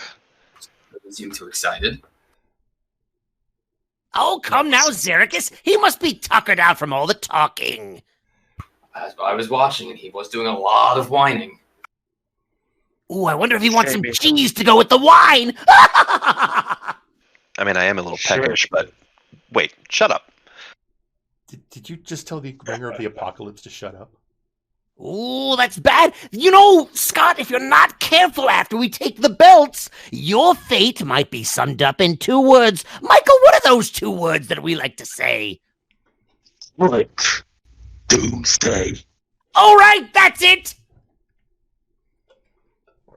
So, hello, Jerry. Don't look so nervous. Well, okay. So, Magic, you're getting, after your victory at Faction Warfare, Doom is getting a crack at the Trios Championship. And rightly so. And I know that you've been getting a lot of back chat from one Wilson, son of Will. Wilson. He is so adorable. If my books hold, I'm fairly certain he's never won a title legitimately. He did win the Big Oof, which, now that I think about it, he and Max share that in common. It's the perfect title for them both. Every time I think of Wilson, I go, oof. Rather fitting of a joke to win the. So, anything you want to tell the audience about what to expect this weekend? Well, boys? Absolute assured destruction. Don't expect this to be the last you hear from us before the match. And don't expect us to come up short. The 3rd time is the charm. And Flashbang is due for some new gold. Okay, thank you. So, anything else before we move on to the call-out? Not that I can think of.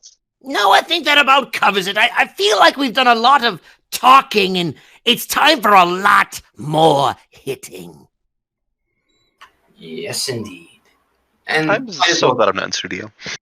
we might as well save some surprises for the match. I would agree. Toodles, Jerry! Come on, boys! Good night, everyone. Farewell. Okay, so that was... I don't like it. I don't like it. That was I have Doom. nothing. I don't like it. That was all... What? What's not to like? They're gonna That bring is the, creepy. They're gonna bring Everything about that is creepy. They are just creepy but they're gonna bring the individuals. trios belts over to Flashbang. That's wonderful. I hope that they do. They're still creepy. I mean, don't get me wrong. VIP, Wilson, we're tight and all that, but as I've said, I love Flashbang, and I want to see Flashbang succeed and improve, and getting the trios belts would be a big step towards that. So, yeah, go Doom.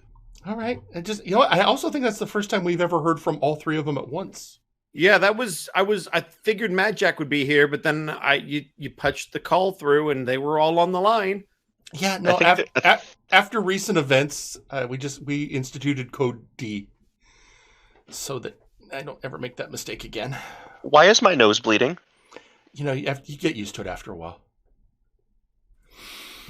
Okay, it's time for the call out. So, ladies and gentlemen, just so you know, our intrepid backstage reporter and host of the call out, Joe Mojo, is actually taking some much needed time off. He's on a break, so we do not have a new call out for you this week. However, we were going through the records, and I was reminded that before Firing Line ever debuted, there was an early form of the call out that Joe Mojo produced as a podcast back in the early days when he was a backstage reporter. And we actually got audio of one of those podcasts. And so we will present that to you. This is from late 2019 with Joe Mojo interviewing the, now the leader of House Caliban, Dr. Caliban.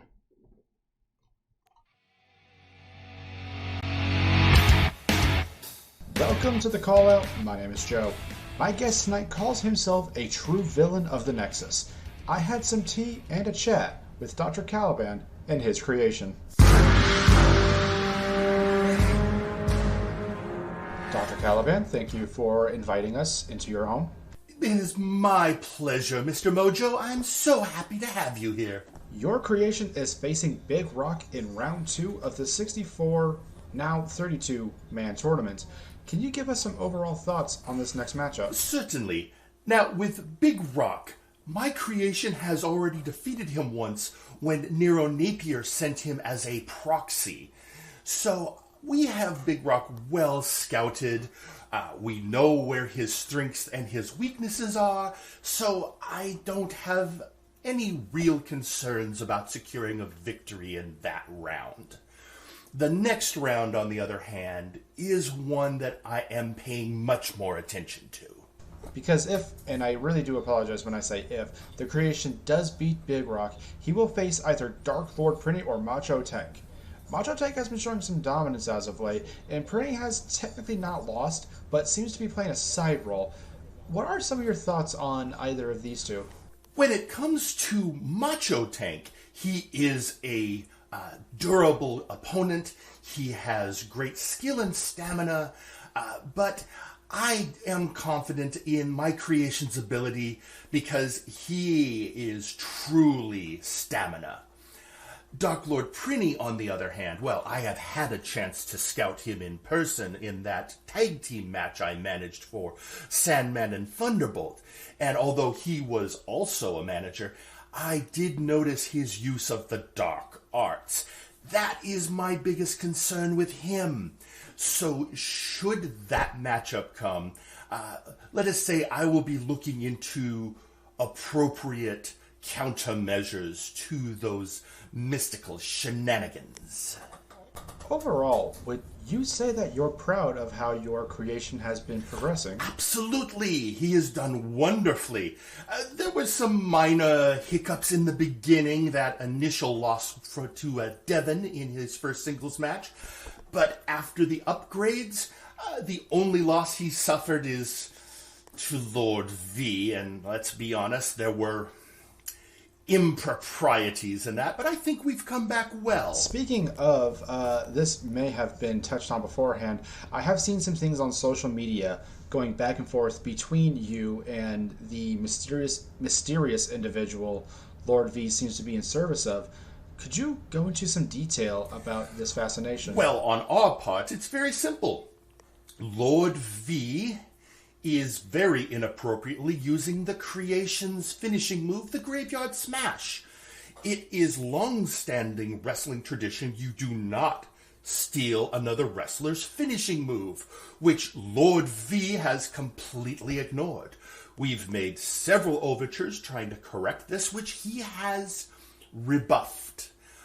And as for the back and forth between me and Lord V's puppet master, well, I do believe we are dealing with a quite alien intelligence, because it's like he doesn't quite understand how negotiations work. But that's neither here nor there. We ourselves had a back and forth, as you said. We seem to have come to an agreement. Everything now is in our dear Mr. Rabbit's court as to where things get settled. I would like to touch on a previous team you allied with in Doom and their feud with the new Four Horsemen. The Horsemen are soon going to be announcing their new death at the pay-per-view, facing against Doom and two teammates of their choosing. If Doom asked for the Creation's aid, would he join Doom, or would he sit out? Ooh, now you're hitting on a sensitive spot here, Mr. Mojo. Well, it's not what you would think, though. Overall, Doom was an early ally. The very first night of Flashbang, my creation teamed with them to take on Shoot Nation. And, of course, there is the history with Grizzly Adams and the Horsemen. However, there has been an issue in the... Give me a moment, Mr. Mojo. I think I am not the right person to answer this question. Come here, my lad. Come here. Answer the question. Mr. Mojo. Thank you, Creation, for joining us. Sorry that I rudely interrupted. Please, go on. I have worked with Doom in the past. They have been allies. And while I feel I do have unfinished business with the Horsemen, there is a murmur in my heart, for the heart that beats in my chest was first stilled by the Inquisition, and it cries for justice. I cannot get my hands on the Inquisition directly, but every time I see someone associated with them, there is a stirring. I remind myself constantly that Doom are allies, but there is still the tiny voice that says, revenge. So, I suppose that answers your question on a somewhat metatextual level, Mr. Mojo? Yeah. That definitely opened my eyes than what I should be used to by now. Thank you, Doctor, for allowing us into your home and talking to us. Well, it's lovely having you here. And if you ever want to chat again, the Doctor is always in. If you would like to see Dr. Caliban and his creation, please tune into twitch.tv/Edward Bosco on Fridays. This has been Joe, signing out.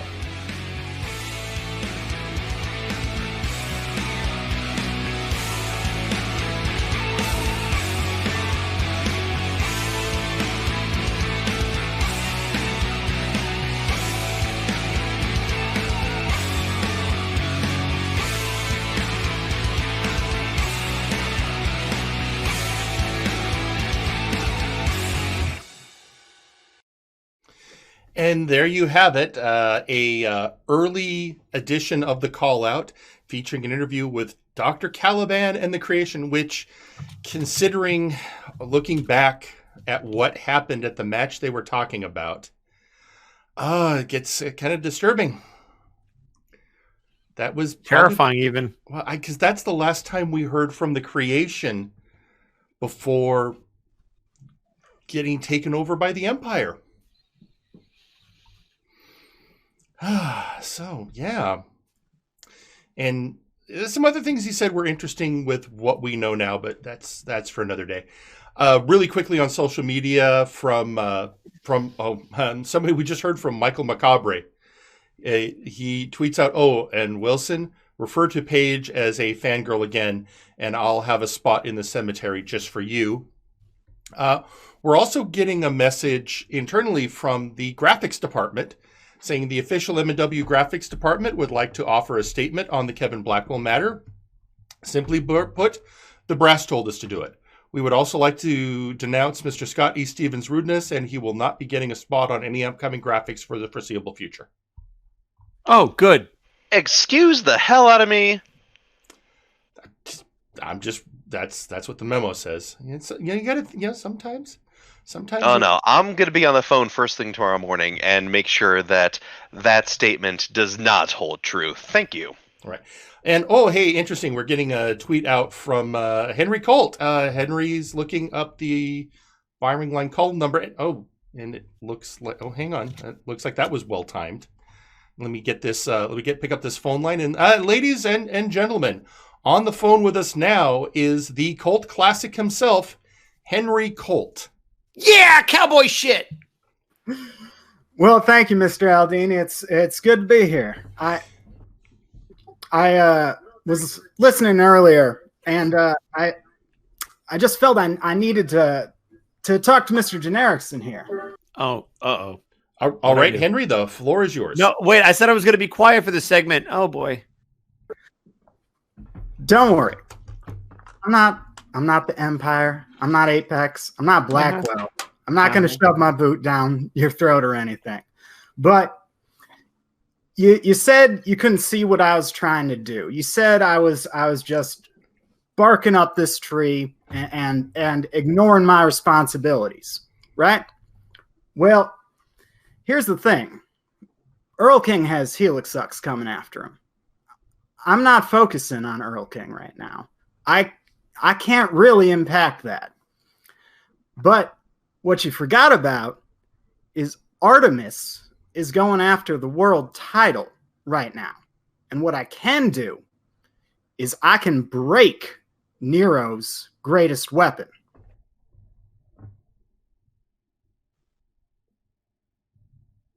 See, this is why I like this guy. I mean, I guess I don't see the through line. Maybe it's just a difference of opinion. I mean, I'm not really a competitor, but I look at Satyrus and whether or not you break that streak, I don't think that helps or hurts Artemis. I mean, if Satyrus, in fact, if you beat him, it might piss him off to the point where he screws Artemis. It might.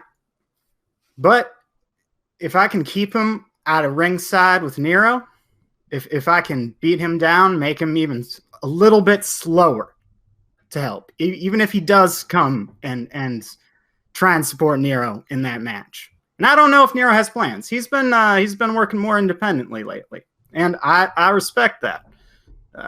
I have nothing but respect for him for the match that we shared. But this is how I can help. This is the only way I could think of. And well, let's be honest, I've wanted to rear that steer in for a while, ever since what he did to El Mago. Well, and what happens if he does to you what he did to Maximilian Thunderthighs, whereas after beating you down, he puts you through a table and injures you? Because we haven't seen Max on TV in a while. He hasn't done any of the house shows while Warzone's been off the air. He's not wrestling right now. You're no good to Fate if you can't wrestle. I'm not saying not to test your mettle, but why now of all time? Yeah, maybe you'll miss out on the opportunity to beat the streak, but you'll always be able to test yourself against Satyrus. I'm just questioning the timing. The timing. When else would this help Fate? That this is the only time I can shoot my shot to help Artemis. What, I'm gonna wait till after Artemis and Nero have their match? If you want to help Artemis, why not just be at ringside? He'll have Jagger. He has other supporters. Will he, though? We don't. I mean, that's kind of the thing is Fate's all over the place. I mean, you got the Time Bandits doing their own thing with House. Like Earl King pointed it out, and I hate to agree with the guy, but yeah, Fate is kind of scattered. Graven's gone. Johan is being manipulated or whatever. We don't know what the deal is with him. I know. You don't have to remind me about this, Genericson. So then I'm well aware of what's happening with Fate right now, and I'm just doing what I can. All right, you guys need to chill out. All right, look, Henry is. It's okay. It's okay. Hey, if anybody understands how frustrating talking to Eric Genericson can be, it's me. All right. Now, I think what Henry is trying to say is that by beating Satiris, or by at least taking him down a few pegs, is putting a chink in Apex's armor.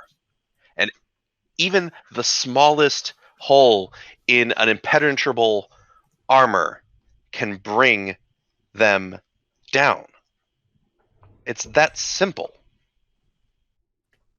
Apex always talks about how they're a family, they're a pack, they're a single unit, which means that an attack on any member of Apex is effectively an attack on Nero.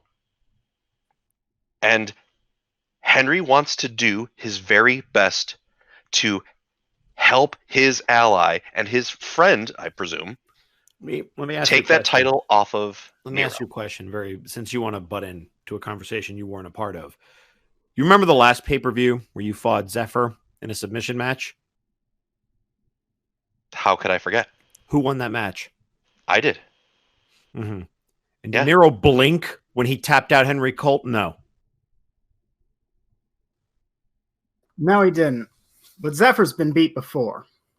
So you think you think if you upset the Minotaur, it will shake Nero to such a degree, a man who has almost held that belt for a year, to such a degree that it will give Artemis the slight edge that he needs, which is inferring that he doesn't have enough right now.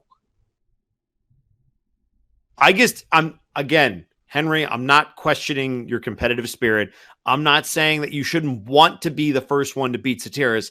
I am simply questioning why now, because it doesn't make sense to me.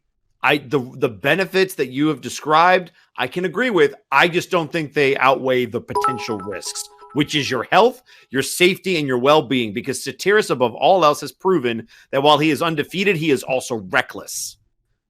Inappropriately so. As much as I didn't agree with what Max was saying, he did not deserve to be put through a table. But that's what Satiris is. He does not care. You take him off the chain, and he goes wild. And that's what and it is. It's the bucking bull. But bull riders get hurt all the time. So I don't think the risk is worth the reward. That's all I'm saying. I don't disagree with your point. I don't agree with the risk versus reward. Well, that's your prerogative. And, that's your job. You comment, I fight. That's a very healthy attitude to have, especially when dealing with someone like Genericson. Henry, I believe in you wholeheartedly, and I understand what you're doing, and I understand why you're doing it, and there is no better time than now to strike. You have my full confidence, and I will absolutely be rooting for you. Yeah, because it fits your name. Even if Genericson isn't, which he clearly won't be. It's not. First of all, I try not to root for anybody, but bullshit. I said I'm sorry, but bullshit. I am calling bullshit on you so hard right now. Come on, Stevens. I appreciate what you're trying to do for me, but you're just antagonizing him because you want to. Thank you. Which you do the same to him too, Genericson. You're both really freaking childish on this show. Okay, well, as the resident adult, I'm going to ask Henry, anything else you want to say to the crowd leading up to this Sunday's pay-per-view? Cultists, watch me. Buy my jeans. All right. Well, ladies and gentlemen, that was Henry Colt, the Colt Classic, who will be facing off against Soteris Basilicus in a Beat the Streak match. His jeans are quite cozy, by the way. Okay. And on social media, we actually heard from Maximilian Thunderthus. Max tweeted out, I'd like to clarify for the show that I was out of the hospital a week ago. Since then, I've been invited to train with the Minotaur brothers. I swear to you, I'm getting less concussions and bruises with each session. Proud of you. Okay. Do we know that they're the actual Minotaur brothers? Are we sure it's not John Hannigan in a Minotaur costume training him? I mean, that would still be worthwhile training, in my opinion. It'd just be different. Okay. Very, very different. Hang on a second. What? So I'm getting a note from Phyllis in the truck. We've got a caller online.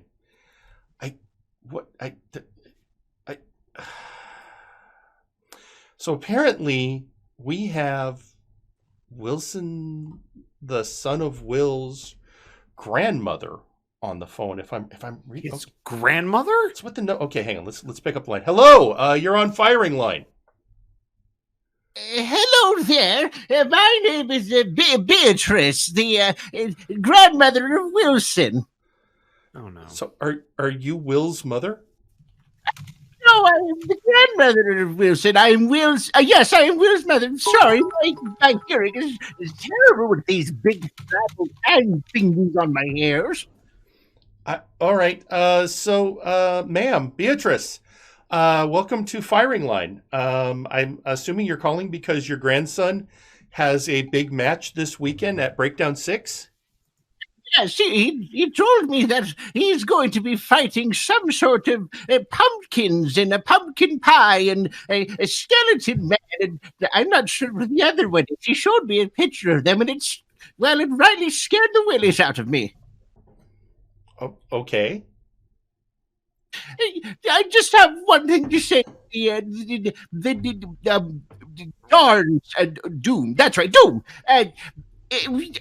I think you're very fine, gentlemen, but I'm afraid that you're going to lose. There's no doubt that the bestest boy is Wilson, son of Will, and the grandson to me, Beatrice.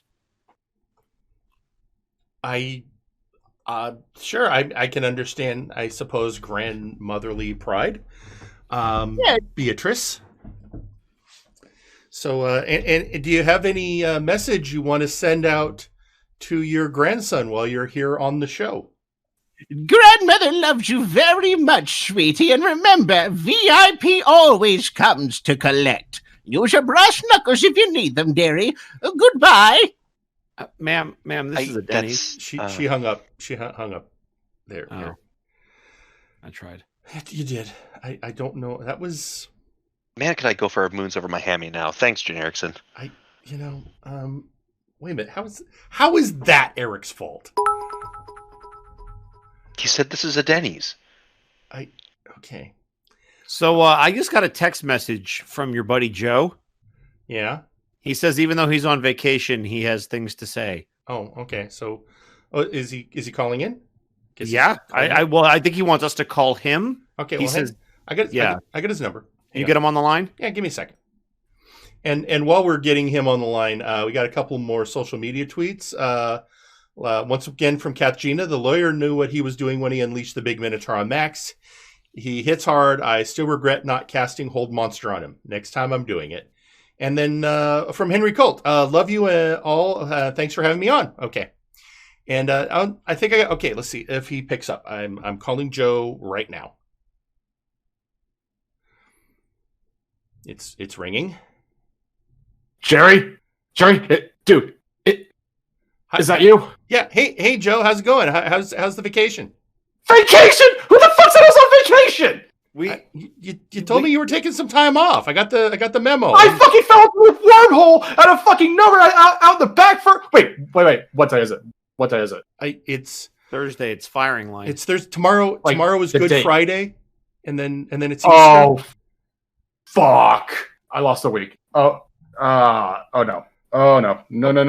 That's not good. That's not good. Okay, so what's going on, Joe? Talk to me, buddy. So after Flashbang, I left, and then next thing you know, this freaking portal opens up right in the fucking back of the arena. Happens. And yeah, I tripped and fell, and I don't even want to get into everything that I saw there. And apparently, I lost out a week. Wait, did my wife call? Did Celeste call? I mean, Celeste? No, she didn't call me. Yeah, I don't know. I mean, Pete's on vacation, so I don't know if she talked to him. Oh, I need to fucking go home. I need. Oh shit! Oh, fuck! I gotta go. Okay. Okay, ladies and gentlemen, Intrepid. Is he gonna be okay? I don't know. Joe's been through a lot. I mean, his best friend got turned into some kind of lycanthropic creature. There's an app for that. Yeah, he's he had to stay up a week covering the week-long brawl between Johan Mjoln and Gorm. He has to talk to all of the MNW wrestlers to produce Fire. I mean, he goes through a lot. And that doesn't mean, do you know how many times a week he gets prank called by Wilson? Joe puts up with a lot. And then, this, I'm going to be honest with you. This isn't the first wormhole incident. It's not? No. It's the first time it's the first time it took him out for a week, but it's not the first wormhole. So, we don't talk, up till now we haven't talked about the rest, but it feels relevant now. I mean, I got here through a wormhole. I don't see what the big deal is. It's pretty common. I mean, that's how Burnout Vaughn got here. Apparently it's how House Caliban first showed up, but apparently it was intentional. There's a lot of. I mean, it's the multiversal nexus. Things happen. I mean, mine pops up like once every 3 weeks, like right on schedule. Like I plan around it. I mean, yeah, sometimes that's how it works. I mean, anyway, with that, hey, it looks like we got another. Oh, hang on. You know how there's certain people that I'm required by the brass to answer, like the brass is every time Scott calls when he's not co-hosting, I have to answer him. And, yeah, and we have Code D. Well, I got another one that I'm apparently contractually obligated to answer every time. Oh wait, I've seen that list, and I don't like any of them. Yeah, ladies and gentlemen, we now have on the phone the Queen of Apex, Mizuki Napier. Howdy, everybody. Good evening, Mizuki. How are you? I'm doing wonderful. Also, to really quickly answer your concerns about if Max is actually training with the Minotaurs, they are. Oh, all right. Well, that answers that question. I don't know. I feel Max is somebody easy to trick, so sometimes it's good to check these things. And I hadn't heard anything official from Apex, so now I have. Now we know. There we go. Hooray! No, he is. He's doing wonderful too. Okay. Now, is it training, or are they just using him as a practice dummy, getting ready for their matches this weekend? No. It's training. Okay. Fair. All right. Well, that's wonderful, Mizuki. Anything else you want to cover while you're here on the show with us tonight? Well, I just wanted to know how you three were doing. Better. I'm fine. I mean, we're here I'm here in the production truck, and with Eric, and then Scott's calling in because he can't be bothered to come into our little cramped space. I've been told that the smell gets pretty overwhelming, and I wear cotton usually. Okay. So how are you, Mizuki? I mean that's fair. All right. And how are you and Nero doing? Oh, I am wonderful. Nero, he's been aggravating me lately. Oh. Do go on. Why sound so worried, Eric? I just, I've seen you when you're mad. Oh, no. When I get mad at my husband, it's a different story. A good thing his tail grows back, right? Yes, it actually does. So does mine. Why do you want? All right. The lizard folk, you see. Same thing apply to us that do the lizards. That's fair. I mean, there's a reason why I pointed out tonight that Nero probably didn't know what an apple is because he's an obligate carnivore. Oh, yes, he only eats meat. I tried to get him to get a little more fruits and vegetables in his diet, but he just refuses. And no, he doesn't know what New York is. All right. Fair enough. So, any commentary on any of Apex's matches for this upcoming pay-per-view?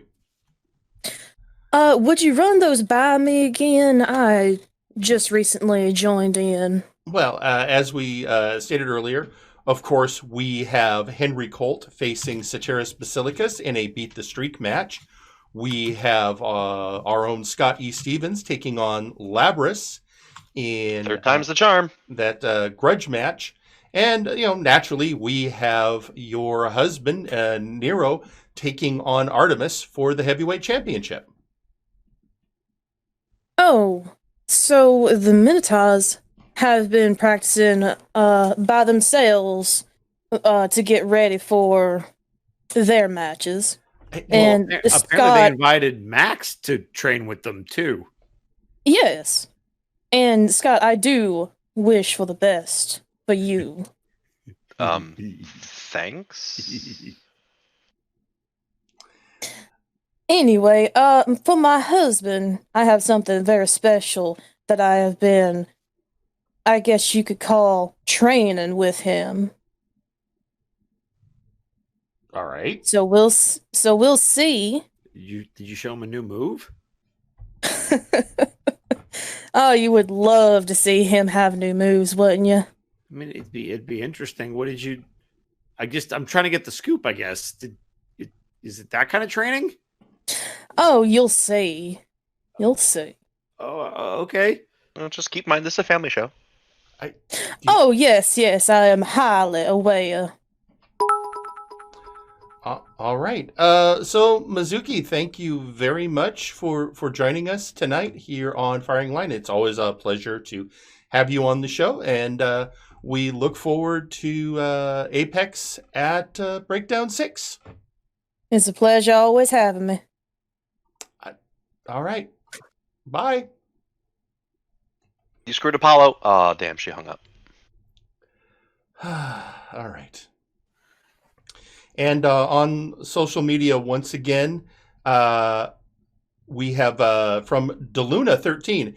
Eric, as someone who's trained with Colt, I can tell you that you don't have to worry about him, as Scott could attest to where wrestlers, not ballroom dancers. We know the risk when we step into the ring. And that's what I was trying to say, but I didn't want to step on Henry's toes more than I kind of accidentally already was. Sorry, Henry. And then from Kath Gina, once again, Mizuki, would it be too much to ask if Nero could give Artemis a trip to the ER? Okay. Kath Gina is just been feisty lately. Yeah, yeah. All right. Well, ladies and gentlemen, with that, Eric, do you have anything else you want to talk about in regards to the pay-per-view coming up this weekend? We already had the big announcement of the main event, and I mean, we see the card for what it is. It's going to be crazy. All I could say is I cannot wait for Easter Sunday. So have your brunch, have your meals, get your plans out of the way, and then sit down and watch some good old-fashioned wrestling. All right. Well, with that, ladies and gentlemen, thank you for joining us here on MNW Firing Line. For Scott E. Stevens and Eric Genericson, I'm Jerry Aldini. Have a good night. Okay, and now above game. Hey, guys. Hey. Hello. Jeez. I have so much to do. I was like, okay. You came in and you sounded tired. Yeah, well, I have Arkov doing a lot of stuff too. Like he's working in the background while I'm in here. I was like, Arkov, let me give you this stuff. Do these things, and I'll be in there shortly. Fair. So props to Arkov for all the help. Oh yeah. So real quick, since we got people here, and I know it's a question that's going to come up a lot. What would you say are the odds that you might do a creation stream tomorrow night? It 100% depends on where we are with the matches. There's a couple of hard ones that we still have to do. Okay. And make sure that we get good results on, because I want to make sure that there's no shitty matches. That's the biggest thing. Sure. Okay. So everyone, please stand by. There might be a creation stream tomorrow night. There might. Yeah. I have a follow-up question for that. Yes. Assuming you do have a follow-up, or excuse me, a creation, dude. Assuming you have a creation stream, how likely is it that anything that you do on that stream will be seen on the show on Sunday? 100% depends who I'm editing. Okay. I mean, also fair. Yeah, I already know that I'm SOL. That's okay. Yes, you are SOL. Look, guys, if you want to get me stuff a week before the pay-per-view is always a safe bet. We're past that. Yeah. Yeah, that's okay. In my case, I only did like this morning. I just had an epiphany, but it's cool. It's cool. I mean, I'm sure you've already got a fair amount of the matches. I'm assuming already recorded, or there's at least material. So correct. Yeah, that's what it is. All right. So hey, real quick, while now that we're above game, can we just give Ed some public props for the finish of the main event from last Friday? Why? Because that shit was so buttery smooth. It was so amazing, dude. All right. Like, but yeah, people could not shut up about it for hours. Yeah, but it was. Like if we didn't know better, we wouldn't think it was an edit. Calvin leg drop out of the power bomb to Burden was fucking smooth as shit. Yeah, but it was so good. It created just such an amazing moment. It was just like, it wasn't just the edit. It was the everything around it. But like, yeah, just like look at chat, and I'll tell you, voice chat would not shut up about it on Friday. It was so good, dude. I mean, it was so good. You outdid yourself. Yeah, I know you don't think you did, but you did. I mean, everyone was telling me, "Hey, that's going to be the moment of the week, right?" I was like, "Yeah, the last time I didn't do one of those edits is the moment of the week." I got a lot of crap for it. So, yeah, you did. So I was like, "Okay, I'm doing it this time." What else would it have been? Yeah, I mean, really nothing. I mean, on that show, what was on that level? I mean, it was a belt change, for God's sake. Well, it was a belt change. The edit, I mean, and almost none of it. I mean, I know Travis would be like, "I called it." I'm like, you had a 50-50 shot to call it. Congratulations. But titles don't normally change. In fact, I can't think of a title that's changed hands on normal TV until that one. On Flashbang, no, I don't think so. Yeah, the world title never has. And the tag belts never have. No. They were always at pay-per-views. Well, and I think it was really because a lot of people, I think there were just a lot of people, like you said, not expecting it on the Go Home show. Yeah. And I know there's just a lot of people like, "Oh God, please." Even though, I mean, yeah, Matt, Travis saying I called it, but I think also fair to say that there was foreshadowing with Helix Sucks. A little bit. Just a touch. Just a touch. But again, who do you got at the pay-per-view? I mean, yeah. I mean, let's who do you got at the pay-per-view? I mean, that's your main event. You've said so. Yeah. Because I feel like there's the most mystery and intrigue around it. Like I even asked some people, I was like, "Am I crazy for swapping the world title with the interdimensional?" And they're like, "No, based on the story that you're trying to tell, like it makes sense." I'm like, "All right, I'm going to do it," because I normally don't do that. Like your world title is supposed to go on first, but there's Helix and Earl King have so much history, and it's fresh off the change, and it's Earl King's first title defense. And that's not a knock on Nero and Artemis. It just if I'm ever going to not have the world title in the main event, this felt like the time to do it. Well. And honestly, this is the culmination of everything since Helix came on to Flashbang. I mean, honestly, this has been this whole tease of, "Oh my God, Rabbit got such a deal when he traded Ginger Boy for Helix Sucks." Yep. And yeah, and again, I would say no knock on Ginger Boy, but I don't know if you ever heard how I talk to him. They're just chatting. It's like, dude. So hey, I don't know if Ed was trying to get this ball rolling, but do you want to do a a quick run through with predictions without being too meta about it? I mean, I can't predict. Well, I know you can't, but you say the match, and Caliban and I each give our input. Well, good. Again, without Caliban being can too go meta down the about list and say what he thinks. Go for it. I mean, because here's the thing. So, I mean, if we start, okay, so we're going to start at the bottom. Scotty Stevens you can't versus do the Lapras. showcase because you don't know. Oh, eat a dick. Here's the thing. I can get away with that now. You can't do the showcase match because you don't know who's in it. But here's Right. the question I'll ask you about the showcase: debut or no debut? Okay, so here's the It's thing. a pay-per-view. There's got to be a debut, Well, at least one. There has been the last couple of times, but there's not always a debut. So here's what I'm thinking with the showcase match. If there's not, it might be a debut, it might not. I'm not going to call that one. I know that there's at least one character in the background that I'm actually two characters I can think of. I was going to say there's more than one. I can think of a couple characters off at the top of my head that are waiting for debuts. But I'm also thinking back to last breakdown where it wasn't just a showcase match. It was a themed showcase match. So there's part of me wondering if, since it's a pay-per-view, if we're going to start seeing there being a secondary theme to our showcase matches. So it's not just, it's a showcase match, but there's a debut like we see every week on the regular show. So my prediction is there's going to be more to it than just a simple showcase match. I think if there isn't a debut, there's going to be like a return for somebody who hasn't been around for a while. And Okay. and I would count a draft pick as a debut, even if they have been on Flashbang before. All right. So that's our call for the showcase. Yeah. I guess the next one of the things we were talking about. Let's talk about Rapture versus Blackwell.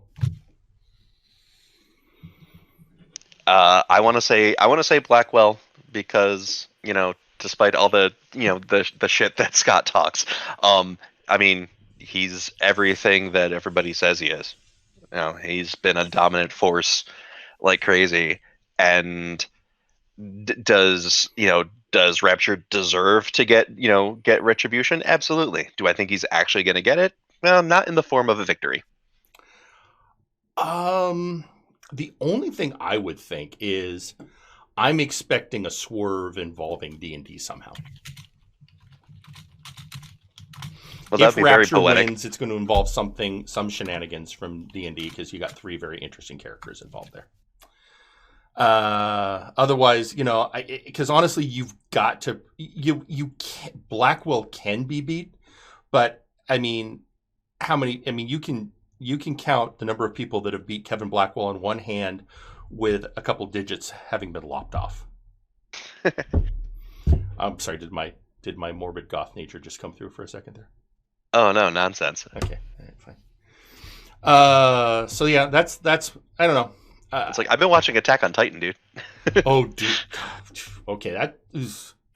Yeah, we binged the first half of season 4. Are you okay? Oh yeah. Oh, Did you survive?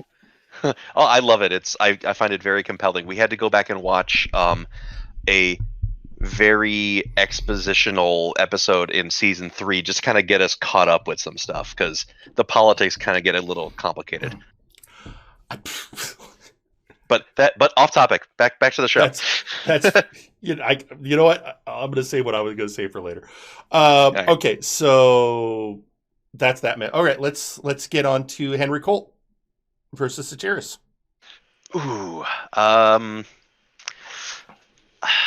I think it's going to be Satiris, honestly. I mean, I think it's going to be a really good match. Like it better not be a squash like so many others have been, because Henry is, has been a top tier guy, pretty much the entire time he's been around. So I think there's going to be a lot of close calls, but I think in the end, Satiris is going to pull it out. All right. So I'm of two minds. My first thought is Satiris debuted at Multivania, and the next pay-per-view after Breakdown 6 is Multivania. You see a streak going all the way till then? I mean, that's the first thing, is it's the symmetry of the year. But on the flip side, that's almost such an obvious thing. And, somebody I know likes to always say, always be working. That just a little bit. Yeah. You never, I mean, The thing is, the natural thing would be, oh, well, Satiris is going to go undefeated all the way to Multivania. On the other hand, there's the advantage of, he's got to lose sometime. And how much does that build up Henry Colt for a push if he's the one to break the streak? So, absolutely. I think whoever does, is like, there's going to be something big for them very shortly in the future. All right. Next one, I actually want to talk about the Get Off the Schneid match. Ooh, because there's a lot going on there. Poor Brawlkaiser. Well, can't get a break. Okay, so first off, and this is I'm going to say that Ed, you kicked it off when you gave Brawlkaiser that personality in the promos. Although I will give credit to Brawl himself, he grabbed that and has run with it. He yanked that baton out of your hand and I feel bolted. like it's more natural for him to be in that space. Like just hearing his voice and hearing him acted, like he's there. He's in that headspace. So and what it's done, calling you a dork, Brawl. Well, good committing to the bit, bro. Yeah, but what it did also is made him absolutely lovable. Yeah. Oh yeah. I mean, he shows up and you absolutely and the beauty is, I need you to win. Is you did it after the best of 5. Oh God, Travis, hashtag Schneider Rider. Yeah. God damn it. Oh my God, put that on a t-shirt.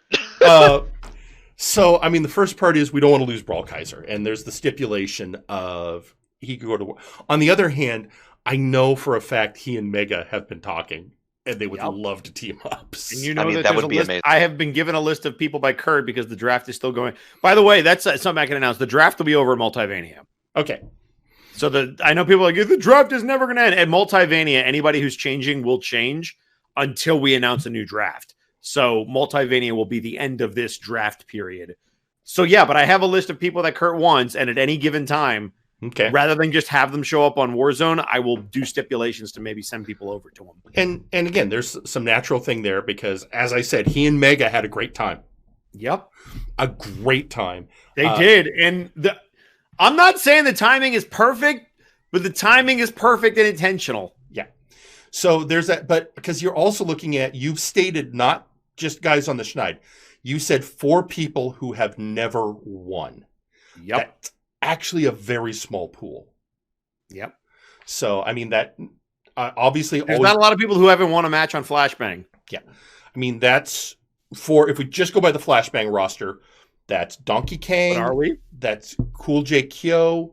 Yep. Getsu Hero, I think. Get-Su Hero. I think that's right. Yeah. And you see, but after those 3, then it gets a little... Who? Yeah, I don't... So those would be the first, also the biggest names who have never won a match. So that right there's a natural 4. But you don't use words haphazard. You said has never won a match on Flashbang. Because you know who's never won a match on Flashbang? Literally anybody who's never wrestled on Flashbang. Exactly. In this multiverse or another. So what have I really told you? I mean, for all we know, it's going to be Max, or it could be any number. Literally, Max could show up and it would be legit. He's never won a match on Flashbang. And it could even go so far as maybe it's somebody who's never won a match on Warzone either. Yep. There are a few of those. Maybe. Could you imagine Ginger walks down? Oh, God. Oh, no. Travis, take that back. Gingy's won a match on Flashbang. That's not fair. Yeah, I know. You'd never do that. But I could there. Yeah. So there's all kinds of possibilities. So, yeah. And plus this could be a great, maybe this is finally Donkey's time. Maybe this is Could you imagine if DK gets his first win and it's a bittersweet goodbye Brawlkaiser win? Yeah. It hurts. That would be a moment. I could absolutely see that.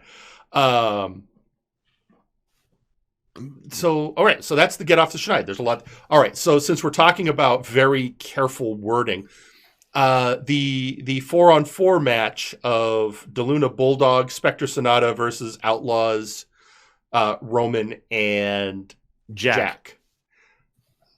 I forget, was it announced if it would be one fall or elimination? Nope. Okay. We just know it's 4-on-4. So have we announced that it's whether it's Tornado or not? Nope. have we announced if it's Falls Count Anywhere or not? Nope. Oh boy, so there's a ton of variables right there, guys. Yeah. So there's a lot. Potential because, when I'm recording, if I want the option to change something, I'm going to fucking change it to get it done. Yeah, less is more. So you'll know before the match starts. On that one, I mean, there's what I would think personally. Now, this is me just putting on my storyteller hat for a second. No offense to my normal broadcast partner. Story-wise, it'd be really you could have DeLuna get the win, but because he's saying, "Oh, I want my father's mask back." Well, just because CGR Killer is who broke in doesn't mean he's who has the mask. You have a lot of potential set up for a really strong Multivania storyline. Absolutely. I think half of what you have to look at with this pay-per-view is this is the pay-per-view right before Multivania. This is where you start setting the seeds for the stories that are going to culminate. Even if there's stories that have been building for a year or more, like last time.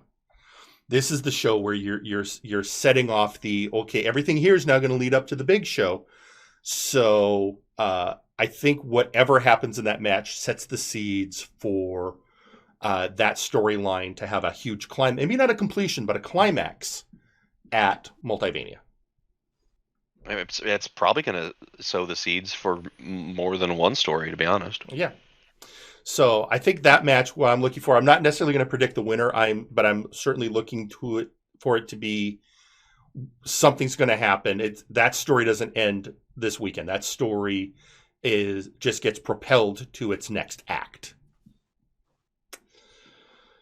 And see, this is one of those matches where if it was like an IRL match, it would be, like every 5 seconds there's two guys standing in the ring. One hits the finisher on the other. The one that takes it, rolls out. Then the next guy comes in and hits the first guy, with his finisher. And it's just like one of those back and forth things, like for 30 seconds of fan service.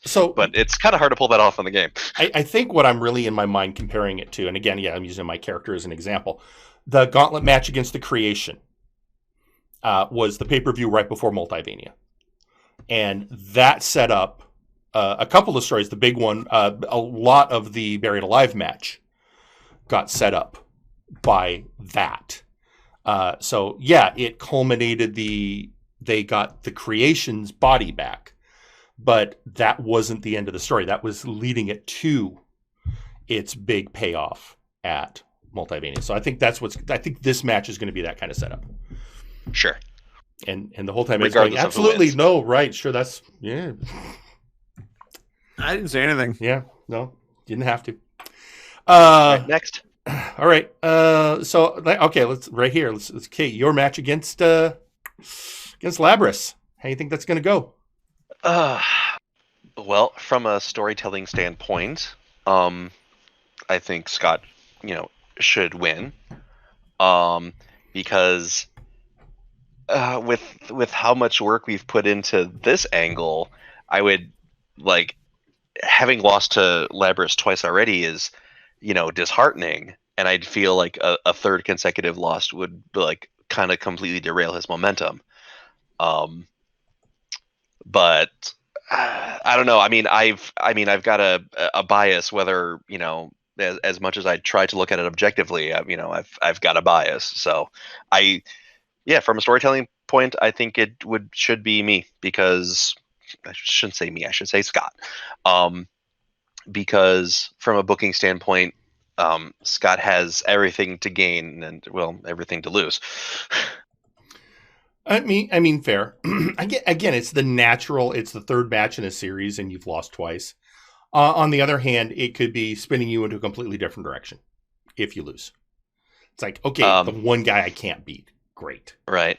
And KM Lone Mouse Wolf brings up a great point that if Scott loses again, it might get to the point where he might have to put his career on the line, or his shut up, or maybe have a self-imposed exile to Warzone or something like that if he loses again, just because what other reason would anyone have to accept the match? Whether it be, for Nero to say yes, or for Labrys to say yes, or for the Brass to say yes. There's got to be, there would have to be a really good reason to do it a fourth time. Sure.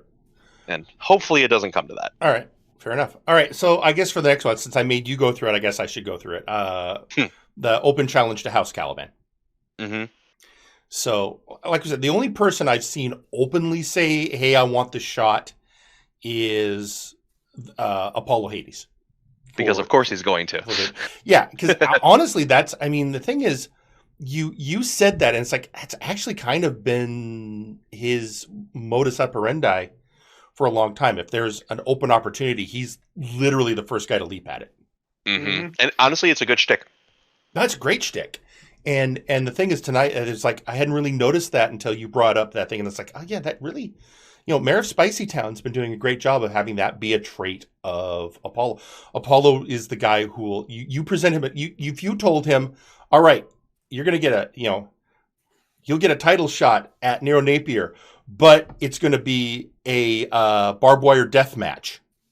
He'd be like, sign me up right now. I'll do it. Yeah. If you lose, they get to actually sacrifice you to their lizard god. Whatever. I'm here. So yeah, I think that's a bet. That's a trait of his that is working for him as a character. That doesn't mean that's going to be the match, because I don't know if anyone else has talked to Ed behind the scenes saying, hey, I'd kind of like the shot. Also, we know that, well, I know because you said that if no one had stepped forward, you had a plan. So, or at least an idea. Mm-hmm.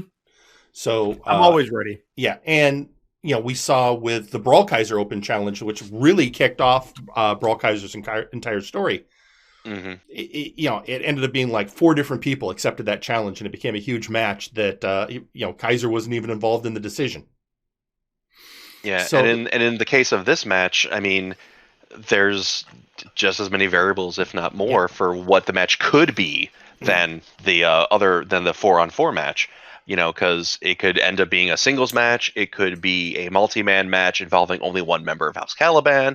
It could involve, any number of between 1 and 4 of House Caliban members. Who knows? Well, and we also kind of said, and it probably not, because there's only so many matches in the night, but who says it's only going to be one match?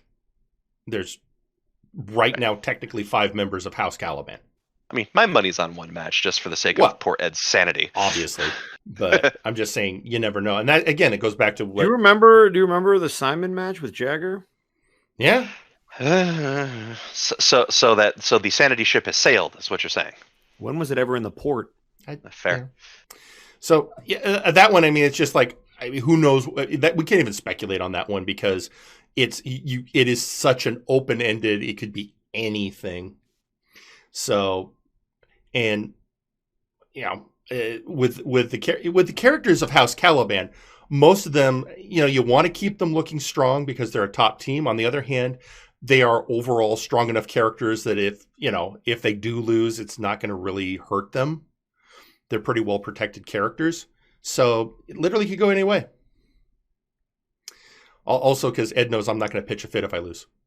It's true. I'll try not to pitch a fit if I lose. You were dominant for like a year, so if you go like mid-card for a year, it's not the end of the world. Right, yeah. Well, and as I've stated before, it's not like I need the creation to stay relevant in the community.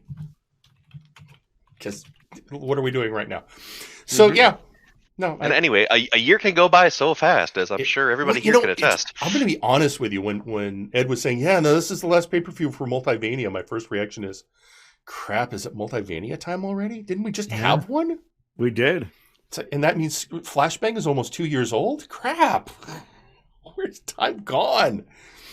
All right, so let's see. What other you know what? Let's start going up the card. Doom versus VIP. I'm listening. So honest to God, the only thing, and I don't know the answer because clearly it's something that you would have had to have worked out with Kurt. I don't know what the chances are that Kurt's going to go. Yeah, go ahead and take the trios titles. No. Like I said at the beginning, we let's try not to get too meta about it. Well, that one you can't help but get meta because that's always going to be a factor in this case. It's a title from one show being fought for by a team from another show. Yeah, I suppose. And okay, it's happened twice before, and we've got Phil saying straight up that VIP takes it, calling it. Phil, you're calling against yourself. Okay, Mark has spoken. That's a mood, but sure, okay. I'm gonna say that Doom takes it because that's. I feel like that's the payoff that we all deserve. Like this, there's been so much build up for this match just to have VIP retain it. I don't. It is their first title defense. Yeah, I mean, there's a lot there. A lot there. On the other hand, though, I mean, VIP are strong enough.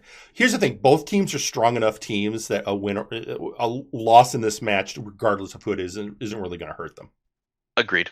So it really is just the disposition. That's kind of the thing, is especially considering all the crossover stuff. Like if Doom loses, they don't look weak. If Doom wins, VIP doesn't look weak because of the hell that Doom had to go through to get to them. Sure. So like it's a win-win. It doesn't matter who comes out the other end as the champs. It's going to be a good match, and it'll work either way, which was the goal when you're doing crossover shit. Sure.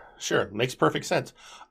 With that, okay, let's head to the tag titles because, boy, I think even though he was doing it in character, I think Sonic Gav made the great point that right now, let's face it, the tag division on Flashbang is fire. Intense.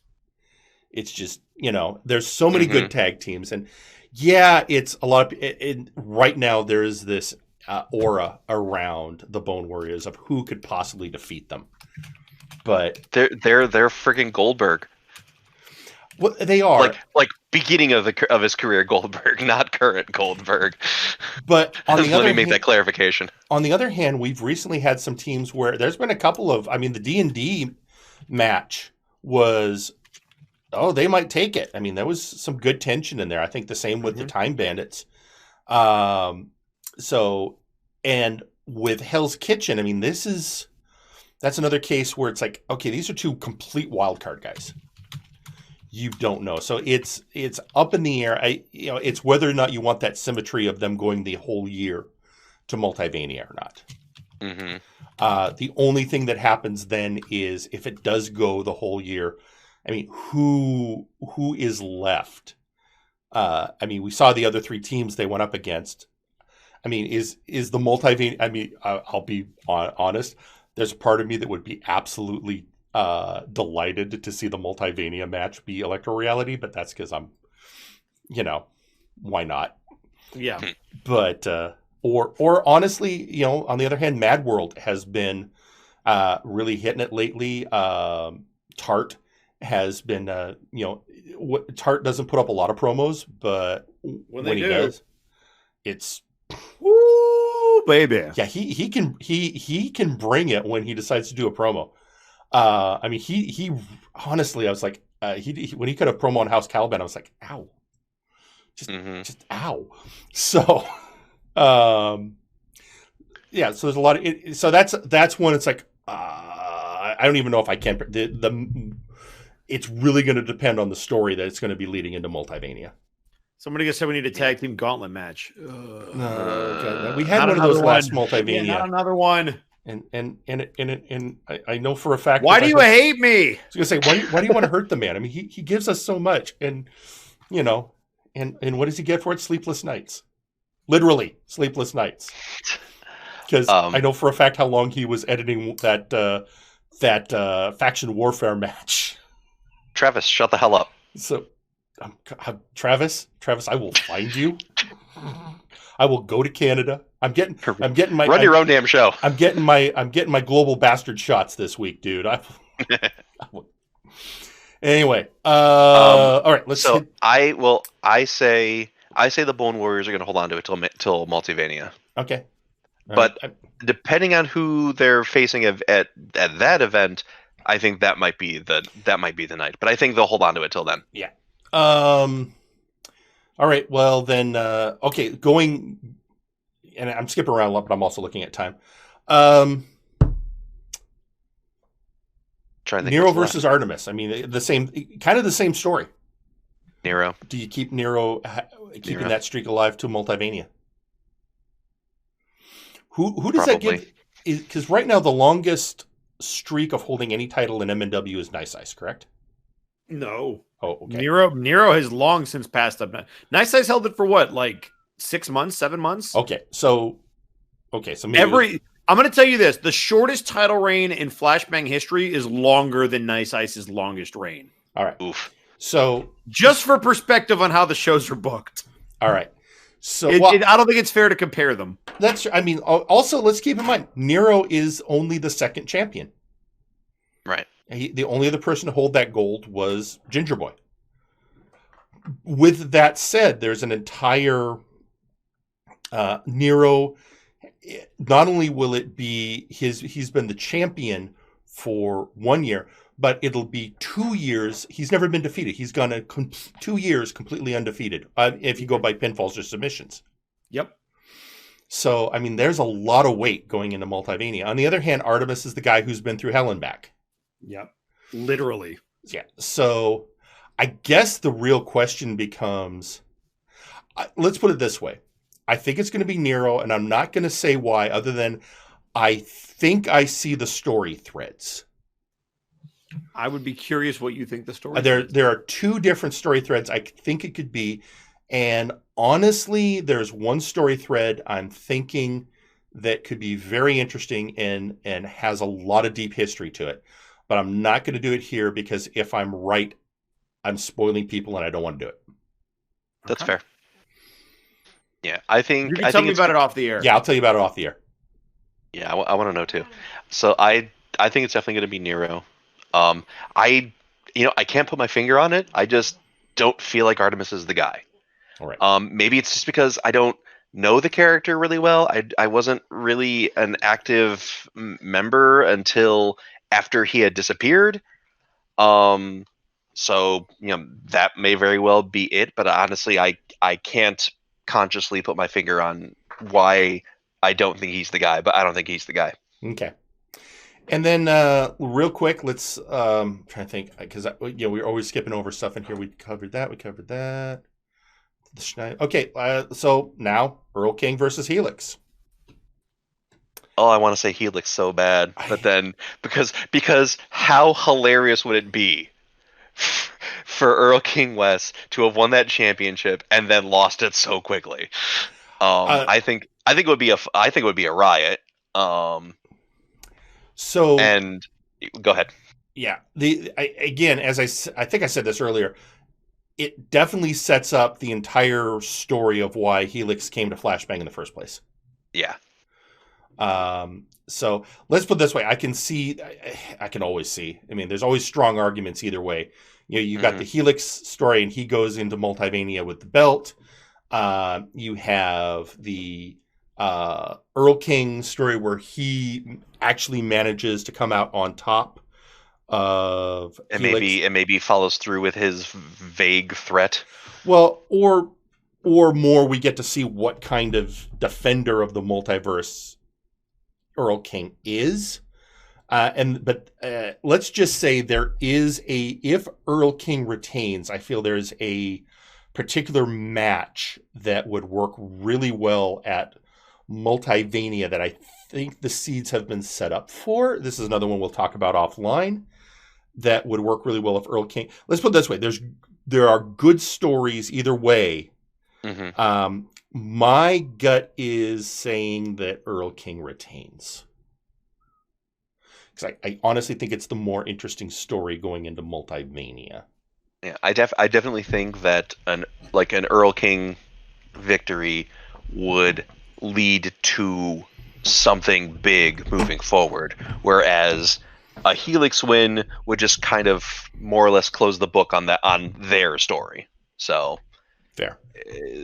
I mean, I've been watching a lot of anime, so I kind of see the former being the case. All right. So, folks out there, as we're wrapping up, what I'll say is this. So, obviously, we've been talking a lot about, and this is kind of me as the guy who looks at let's face it, I do this show, so I think about the stories a lot. And then, Hardluck, who is a wrestler, and sees the booking side. And of course, Ed the whole time listening to us. And here's the thing I will say about Ed. He's not saying anything, A, because he knows what he's planning. But I also know sometimes he's like, there were some interesting ideas in there. I think he likes to watch us all squirm too. Oh, that too. All right, everyone. So clearly go into Flashbang General or Flashbang Spoilers and put your own spin on it. And then once again, 2 p.m. Pacific time on Sunday. So April 4th, yep. And you pick, and I want to remind you because I remember we talked about this. You were very particular about why you picked that time. Sure was. I wanted to make sure that people could have their Sunday brunch, do their stuff with their family, and then ideally still have time to do stuff in the evening. Right. And because if I start at 2 and I'm done at like say 5 or 6, that's at the latest 9 o'clock Eastern time. Right. So that still gives you some time if you want to hang out with your family for a bit. If you don't work, Monday morning. Right. And I can't guarantee that I'll be around for the whole thing. Not that I expect that to have any effect on anything, but just heads up for the VC mods. I might not be there till late. All right. Well, so all I'll say is, for me, Easter Sunday was usually there's a science fiction convention locally. Well, it's not happening right now. Well, it's happening virtually this weekend, but it's not the same. Then that's what I usually go to. But with things being what they are, I've got a free Easter, so I think I'll be here. I think I'll be in the voice chat. And I think I'll have a lot of people going, was that the moment of the week? Just they always go to me, is that the moment of the week? All right. So I think we're kind of at a natural wrap-up point. Yeah. I would agree. All right. So Hardluck, you got anything to shill? No, the same stuff as last time. I have a YouTube channel. Go check it out. Go subscribe. I still don't know if and when I'll start streaming. Find me on Facebook. Facebook.com/Scott.E.Stevens, I think is the right one. Okay. Yeah. For my IRL wrestling stuff. Yeah. Yeah. And it's, guys, I've checked it out. It's always fun to watch because if you've never watched Hardluck's actual matches, I think the first thing that will get to you is how shockingly how much his flashbang model just looks like him in real life in the ring. Ed, I'm quite proud. Yeah. Anything? A lot of recording ahead of me. Look out for a creation stream tomorrow. If you're not following me on Twitch, Edward Bosco is the place where you can find me, twitch.tv/Edward Bosco. Notify yourself by keeping the little bell icon up. It'll pop up when I go live. That's the best way to do it. I'll also try to post in the stream whenever I pop it up. But it's going to come down to how much editing I have to do, what video stuff I have to do. Because on Saturday, I'm hoping to have all the footage that I can just edit all day. Sure. Okay, and right here on twitch.tv/Dr_Caliban on Monday, I'm going to be doing my first stream of Evil Genius 2. What a shock! It's like I've got and I want to play that game so bad. It's really so I have been playing it since it released. I'm really I'll be honest. As soon as I finish here and take my dog out, I'm booting the game back up. I've got a contest with Sasuna who can build the best base. I mean, so yeah, you guys keep that between yourself. I would hate to win that. Sure, that's fair.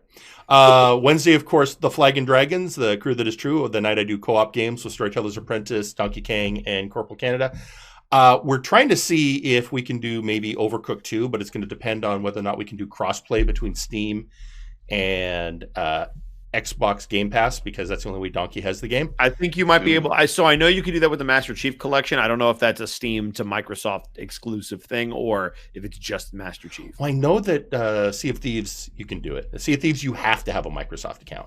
So, yeah. So I think you've got potential. We might test it out this weekend because we all agree we actually really want to try and play Overcooked 2. I love that game. So yeah, those games are really, really fun. And then, of course, right back here for Firing Line next Thursday, where we'll actually be going over Breakdown 6. So, all right, we need to raid someone.